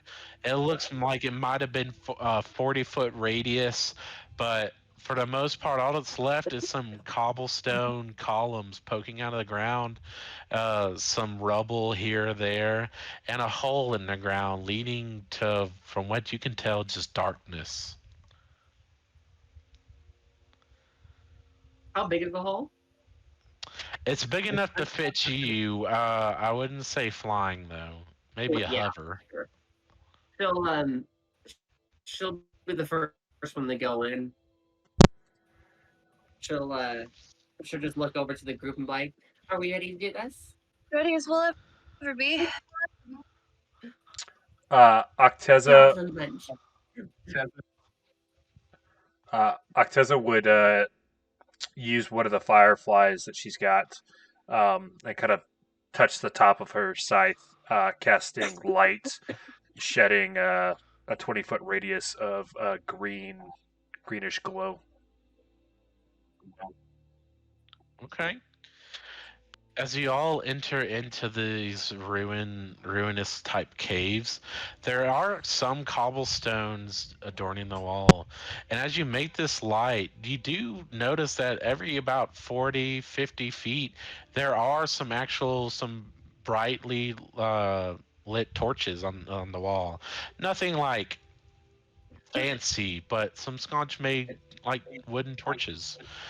Uh, as you travel down, are you I would actually like everybody to make a perception check if you would like. Okay, well, give me 1 second. Mm-hmm. And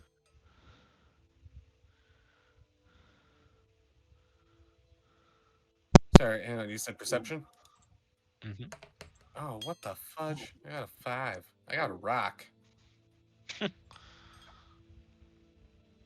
got 15. Acteza got a 13 and Morgar got a 17. Okay. You're able to talk to Morgar? Yes, Morgar would speak primordial. Oh, cool. So anybody that got a 15 or above, you do hear some pitter pattering going on. It sounds like some creatures are moving farther down in this like cave type system, but you don't necessarily see anything. There isn't anybody looking at you. It's a pretty enclosed space. There doesn't seem to be any like little coves anybody could hide in necessarily yet. As you all continue down, you actually start winding left and then right, and you come to a long hallway corridor. The scotches seem to continue. You continue to hear pitter pattering as you actually come up to a wooden door. Are y'all gonna just open it? What are y'all doing? Is there anything specific about this wooden door? It seems like a regular kind of tavern-like door. There's a metal knob on it. It's not really inortly made. It's pretty much your regular wooden door. I'm gonna cast a thaumaturgy again and cause the door to fly open if it's unlocked. All right, so you cast thaumaturgy, and with a great boom, you almost are like commanding this door to open. Nothing happens.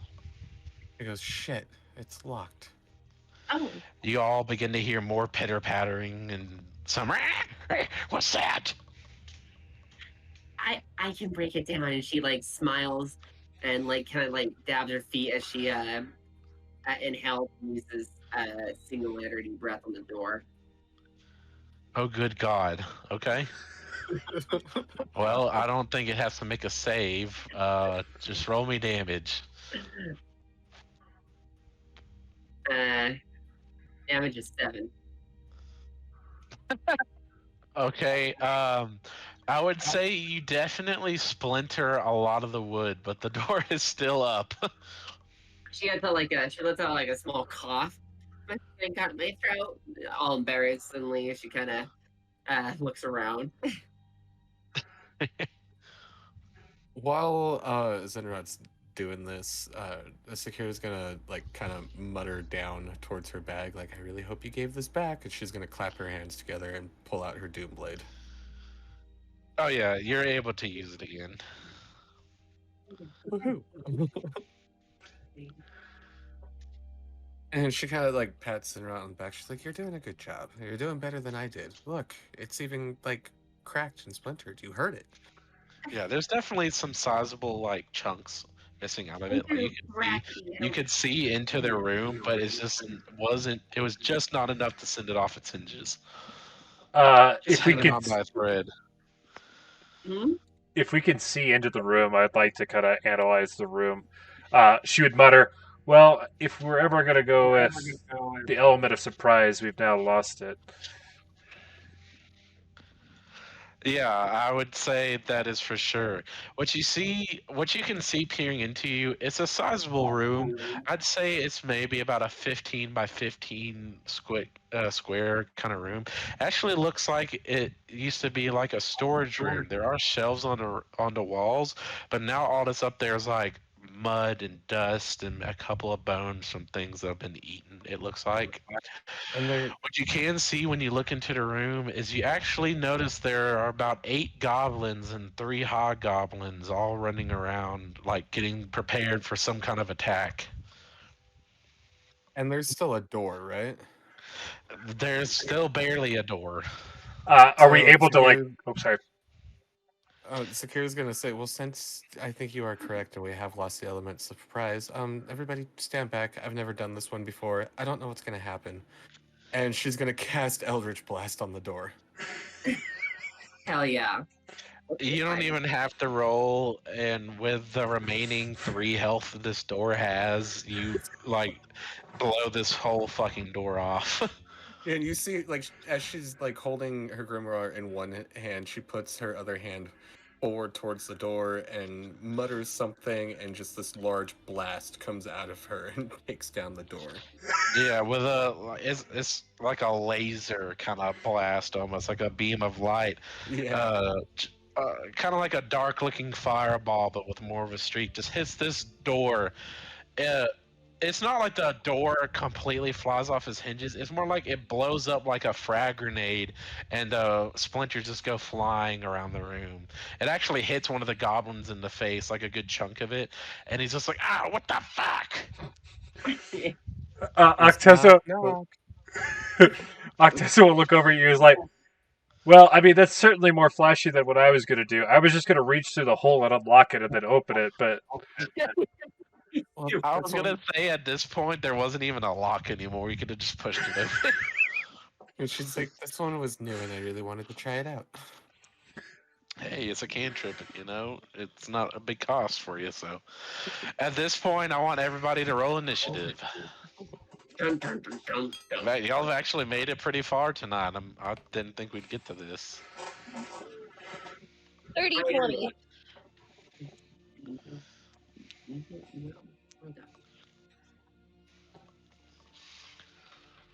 Hold on, let me get my little notebook. Where's my pencil? Where the fuck did my pencil go? Ah, My bad. Here you go. You can have it back. yeah, like the fuck, Clarissa. And All we right, did so stories. Kakira rolled a 20. Okay, let me roll my big bads and all that. I got a 17. I got a rock. Oh, my guys are not rolling that well. Got a rock. I got a rock.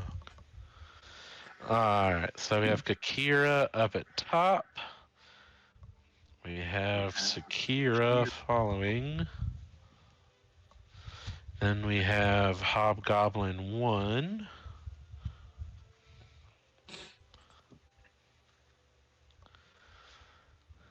Let's see, did anybody roll Hobgoblin 2?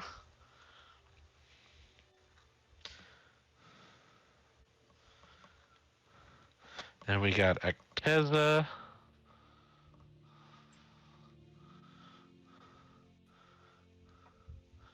Let's see, then we got Zinrot. And then the rest of them go, because the only people left are the bottom. Yeah. Hog and Gob.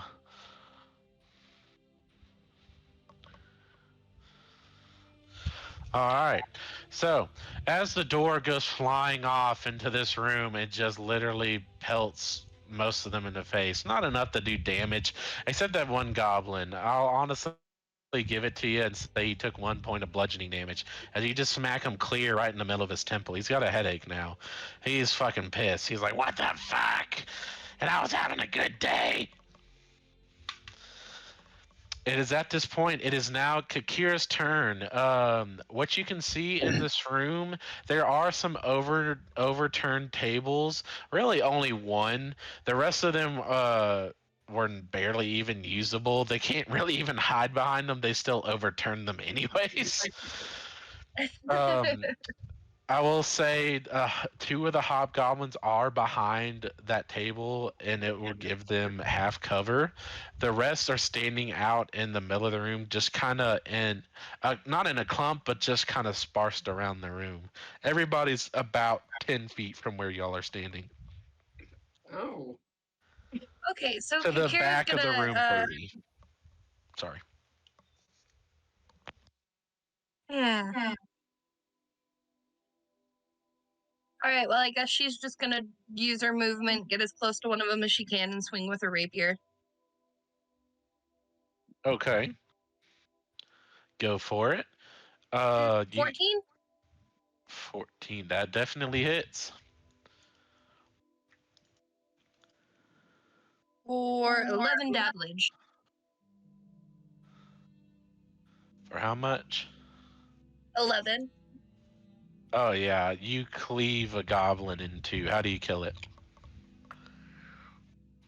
So what Kakira's gonna do is when she charges up, she's just gonna stick her rapier straight out and straight through his throat, and then pull it back and whip it off to the side. Oh yeah, and as you do that, the goblin's like, and just died. Okay, thanks. Anything else you're doing with your turn?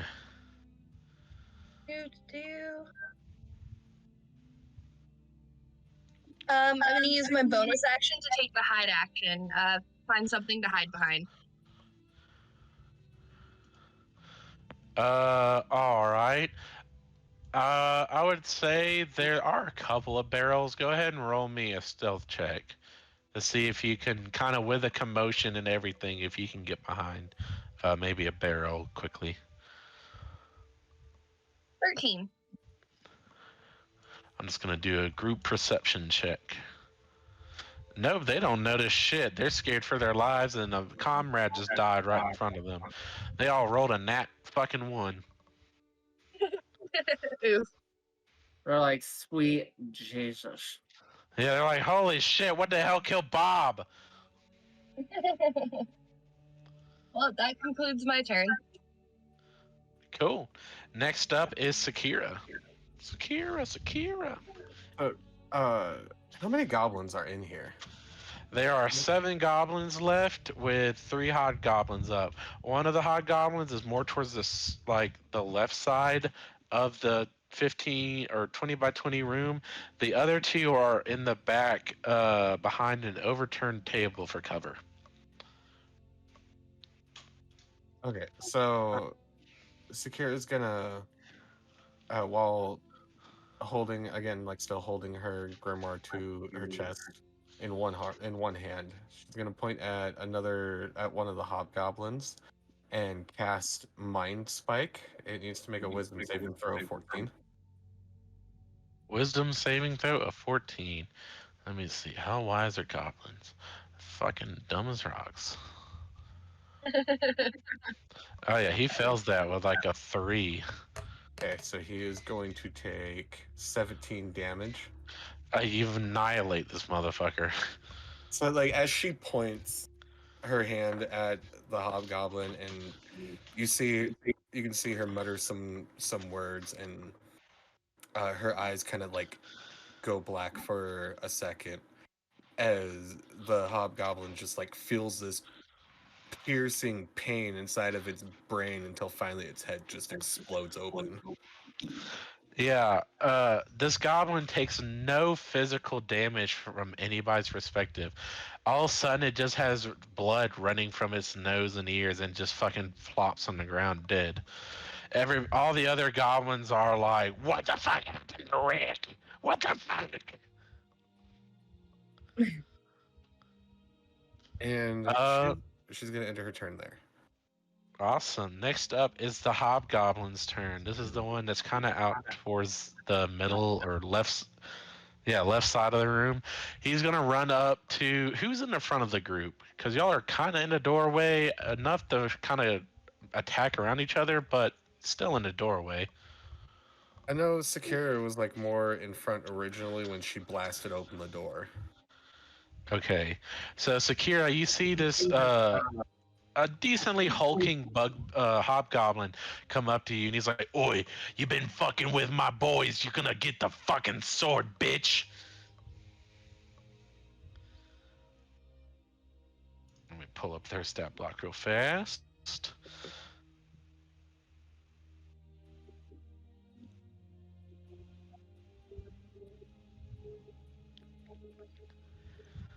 All right, he's gonna attack you with his long sword. Does a 16 hit? A 16 does hit. All right.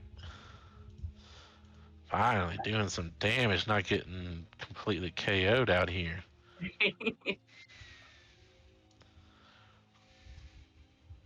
He is gonna do 10 damage to you. And right as that attack hits, you can see like flames starting to erupt out of Sakira's eyes as she casts Hellish Rebuke. It needs to make a dexterity save throw of 14. Alright, let me clean my dice roller. Come on. It barely beats it. Okay, so it's going to take half of 18. Oh. 18 fire 18. damage. How do you kill it? As she takes that attack and just as she instantly looks at him, and she very gracefully raises her one free hand that's not holding her grimoire, as these flames just erupt around it and just quickly burn this goblin to smolders. Yeah, there's just now a fucking ash pile over to the side of this door. At this point, the next hobgoblin's gonna take his attack, and he's gonna pull up a long bow, and he's gonna just pull back on the string and let an arrow fly at this baby dragon, who he believes to be a pretty big threat. There, Zinrot is a baby. She's a darling. How dare you? Does a 21 hit? Yes, it does.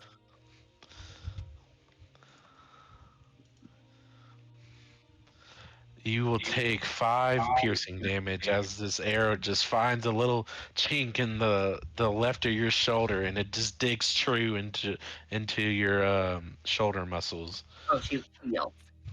Or screeches. The hobgoblin's just like, "Yeah, we can do this, boys." It is now Acteza's turn. All right. How close is the nearest enemy to us at this point? About 10 feet. I'd say most of the goblins are about 10 to 15 feet. They're kind of all in a like a kind of not a line, but a sparse kind of placement, about 10 to 15 feet around you. Okay. She's gonna cast Green Flame Blade, so she's gonna kind of like wave her hand over the end of her scythe, and you kind of like Okay. see it imbue with a green flame, and she's gonna go up to make an attack on that goblin, the nearest one. 10 to hit. Let me see. That did not hit, unfortunately. All right. I think that is it for Acteza. All right, it is now Zinrot's turn. Zinrot basically opens her mouth as a great sword shadow blade forms. As she clamps, her mouth open as it forms from a ball of blackness as her jaws clamp down on the hilt. She's gonna run at the one that shot her. She's gonna go for an attack.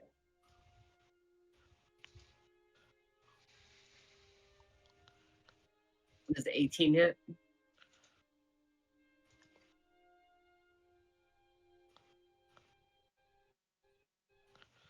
Give me just a moment. I'm killing off all the people y'all just killed. An 18 hits. Who are you attacking again? The one that shot at me.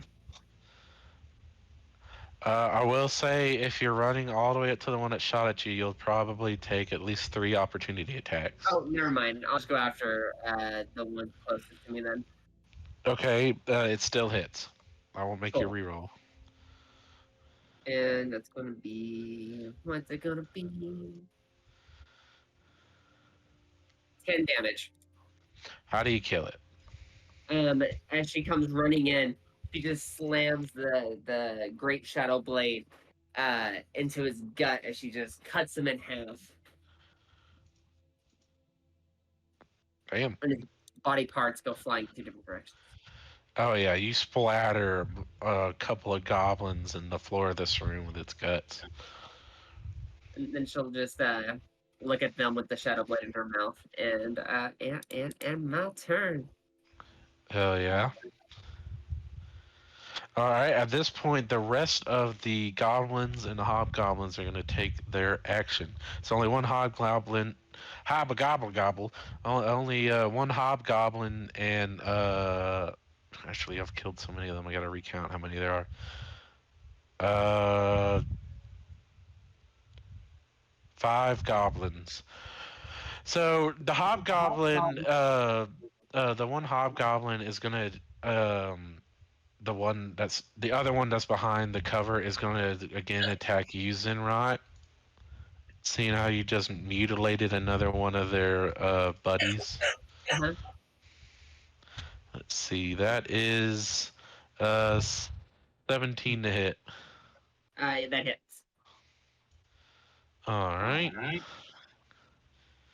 You take 1 damage. We love it. The rest of the goblins are actually going to take their attacks, hitting. 2 of them are going to try to go for Acteza.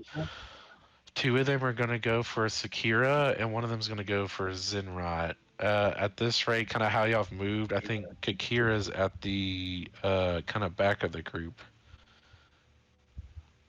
Akira is hiding behind a table or a barrel.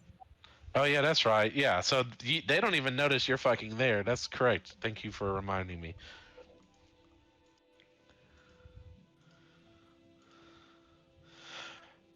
Let's see. So the first one that goes for Acteza, he tries to go for your ankles. He's just like, yeah, give me the fucking ankles. I'm gonna wreck you, big Humie. And he goes for a 5 as you just narrowly just pick your foot off the ground, and he just completely misses. The next one you didn't actually see coming as he rolls a nat 20 to hit you right in the gut with his little dagger. Let's see how much damage they do. I think they only hold a dagger. Basically. You're going to take 2 slashing damage or piercing damage. With the crit? Oh, thank you for reminding me. 8 damage total. If you didn't say anything, I would have just moved around. I was like, always you enjoy rolled a 1 for damage twice. Like, all right. It could fucking happen. I've been great on the hits, but not on the damage. The next attack is going towards Sakira. Like I said, I'm sure a 9 misses, but an 18 hit. Yes, a 18 would hit. Okay, this one narrowly catches you right in the side of your abdomen, or really your waist. And this one you're gonna take an extra 5 damage. Okay. As then our last combatant runs up towards Zinrot, and they are, what is it? Okay, they are rolling a 15 to hit. 15 is exactly my AC. All right, beats it. That's 4 damage. And at that turn, that will be their go, and it is now Kakira.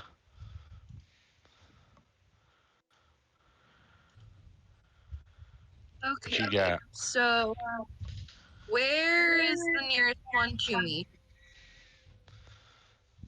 Sorry, can you say that one more time? How far away is the nearest goblin? I'd say there's a goblin probably within 5 feet of you. Your barrel's kind of to the left of the entrance where you have come in, a couple feet off the wall, and as everybody's moved into the room, there's a goblin clearly like right in front of you. Okay, so we're gonna just go ahead and swing with rapier again. Okay. You can add sneak Does an attack to 18 this hit? if you want. 18 fucking, yeah, hits your mark. Or 4 damage. Oh yeah, you pierce this goblin good and true. Actually describe your hit for me. It does not kill it though. So it's gonna be pretty similar, only instead of hitting it in the neck, she's gonna miss a little and go right through her shoulder blade. Oh yeah, and And then that's just she's like just gonna pull her rapier back out. okay. He grabs his right shoulder as you clearly hit the bone too, and he's like, oh my god, that's a weird feeling. Ugh. Anything else you doing? Nope, that'll end my turn. Okay. Next is Sakira. How many of the goblins are left? Let me double check. There are 5. One is pretty wounded, by your sister. The rest are all healthy. Okay, the other one that is severely wounded, Sakira is going to cast Eldritch Blast at it. All right. Does You're a fitting that- 17 hit? You're fitting that warlock roll really well now. Yeah, dude, I love Eldritch Blast. Blast. Eldritch Blast. 17 does hit for sure. It's gonna take motherfucker. It's gonna take 3 points of damage. Damn. Hold up, that might be enough. Let me look. Son of a bitch, yeah, that's enough. How do you kill it? They It's have just, 7 hit points. As this blast of like laser beam light comes out of Sakira, it hits it, and then as the light beam goes away, it's just no longer there. And the most you hear from it is just a ah, and he's gone. Oh my god, yeah, like Oh the God. like the fucking meme just I'm stupid. and that's literally the sound he makes. He only had enough time to get out the as he died, and he's pretty much disintegrated. Not bad. All right, and she is going to end her turn there. All right. Let's see. It is now the 2 hobgoblins' turn. Actually, no, it's only the 1 hobgoblin. You killed the one. Let me make sure I note that. So it's just one of the hobgoblins' turn. He's still behind his cover, and he's gonna take out his longbow and go for another pop shot. This time at Kakira. Now that he can see her. Dokley. I'm assuming a 5 misses. That definitely misses. Oh yeah, with your nimble rogue skills, you're easily dodged this one. That is his turn. It is now Acteza. She's going to try and follow up again with the green flame blade on one of the ones that's right in front of her. A 16 to hit. That hits Goblin. Okay, so he's going to take 5 slashing damage. Okay. And it causes a green fire to leap from that target to one within 5 feet, which there should be, and that one's going to take 4 fire damage. All right. So now 2 goblins are looking worse for wear, kind of bloodied up as they're getting burned and singed by this fire. And then she's going to use her bonus action to use Healing Light to heal a D6. Hell yeah. So 4 healed. And then for Morgar, she's going to send Morgar over to Sakira. Okay. And that will be the end of Acteza's turn. Alrighty. Next is Zinrot. Zinrot's gonna run to the next one and bring and attack him with her great shadow blade. Fuck yeah, go for it. Damn, does 8 hit? Against a goblin, no. Damn it. Yep, she just swings, but she's still trying to get the hang of it, and she just misses sadly. All right, now it is the baddie's turn. Let's see, 4 goblins and 1 hobgoblin. So the hobgoblin's gonna try to once again take another pop shot with his longbow, and he's making this one at Acteza. A 12 to hit. Yeah, that just beats mine. All right, let's see. Was it a D6 or a D8? It was a D8. You are going to take 1 piercing damage. We love it. We love it. All right, the rest of the goblins are going to attack, and they're going to kind of spread their attacks out. One is going to attack each of the party. So, let's see. One is running right up to you, Zinrot, and is going to make another slashing attack right at you. Does a 15 hit? That exactly hits. All right. That is 1 slashing damage. We love these numbers. The next one is going to run straight up to Kakira after narrowly dodging that 1 arrow. It's going to try to take this opportunity to attack you. Does a dirty 20 hit? Yes. That is 3 slashing damage for you. And then the next one is going to go up for Sakira. Does a 10 hit? It does not. All right. And then the last one is... Can I make opportunity attack on one of them? There should have been 2 right next to me, so if they move to a different party member, I should have been able to attack one. You're all next to each other, so the ones that are standing next to you are the ones that are attacking you. There's basically 1 next to each of you. They've also moved in kind of around you. Well, there was 2 that attacked me the previous turn. Well, yeah, I just assumed y'all were all next to each other. Oh, okay. Since y'all have just come through this doorway, there's not much space, so y'all are just kind of lined up is how I was imagining it. I need to make a battle map next time. That way we can visualize it better.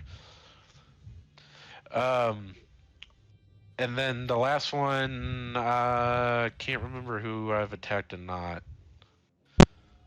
Everybody's been attacked once, but I took the shot from the hobgoblin. Okay. I believe that's it then. No? You have 1 more goblin. Okay. I think it's just going to attack you again, Acteza. And that's going to be a 13 to hit? Yep. That is 1 damage. Where is the House of Ones over here? It is now Kakira's turn. Right. We're just gonna keep doing what we're doing because it seems to be working out. We're gonna just swing with rapier again. Go for it. Ooh, does an 8 hit? It misses. Just narrowly.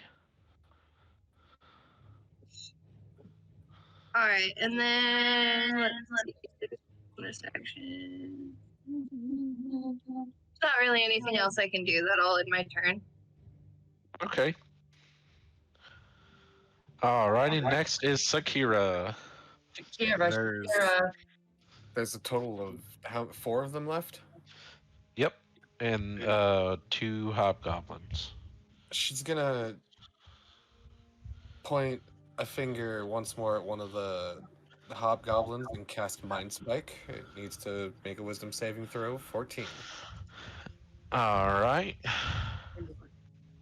That is 22. So it's gonna take half of 17. A hobgoblin, correct? Yes. So it would take half of 17. It would take 9. Yeah. All right, that one, it definitely took a good amount of damage. You can see it's holding its head, and it's just like, oh, what the fuck? It is not looking good for wear. And then Sakira is going to cast Misty Step and get out of the way, someplace that she can see where they can't see her anymore. All And end right, her turn. sounds good. You'll Next up, notice that like she's kind of like hunched over a little bit. She's not looking super hot. Morgar gotcha. would have been on your person, whether it's on your like your leg or climbed up to your shoulder, whatever is more comfortable. So she would have went with you. Okay. At this point, the one of the hobgoblins is going to make his attack. He's going to take another pop shot at Zinrot, and 8-3, I'm sure, completely misses. Cool. As it is now Acteza's turn. Using Morgar to channel it, she's going to cast Cure Wounds on Sakira, healing her for 14. Okay, and that's your pet doing that? Yeah, so the benefit of having the familiar is it can cast touch spells for me. That's why I made. Does that still count as your action? Yeah, that'll consume my action and my spell slot. Oh, that sucks. You'd think it would have gone on its own. Okay. I mean, Sakira you look at it. I'm sorry. Go ahead. Oh, she was just gonna say thank you. I feel much better now. Yeah, I look at it as the benefit of like you look at. She just cleared across the room, so instead of me having to run up to where Sakira is, I was able to cast it without consuming True. my movement. Any movement, yeah, it just gives you more casting. All right, it's now Zinrot's turn. If that's the end of yours. How many more are left?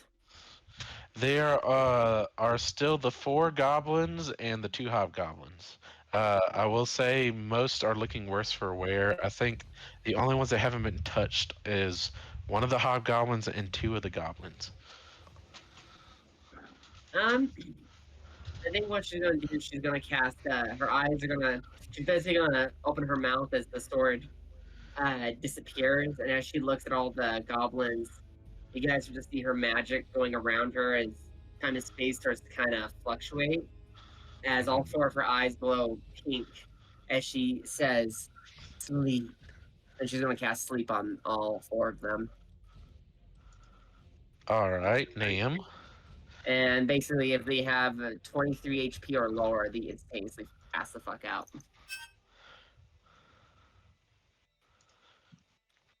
Excuse me.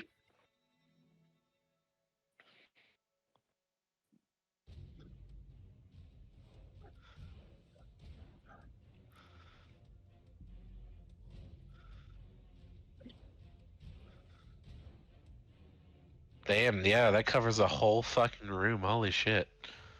But she's only casting it where this Oh sort of yeah. yeah. It's just hitting the creatures. I gotcha. Yeah, everybody has less than 23 by a good bit, so all the creatures fall asleep. She looks over to Acteza for approval. Nicely done. Yes, they're asleep. Now we can easily kill them, yes? She'll look over at Sakira. I think is probably your cue. Make sure you yell his name. I think that was the stipulation. Yes. Well, unfortunately, it doesn't work like that. He will tell me who to kill. But I will gladly dispatch them with haste as she walks over to each one and just starts stabbing them with her doom blade. Before you make it to the last one, Zinro will quickly bite its head and just rip its head off and eat it. We love it. Okay.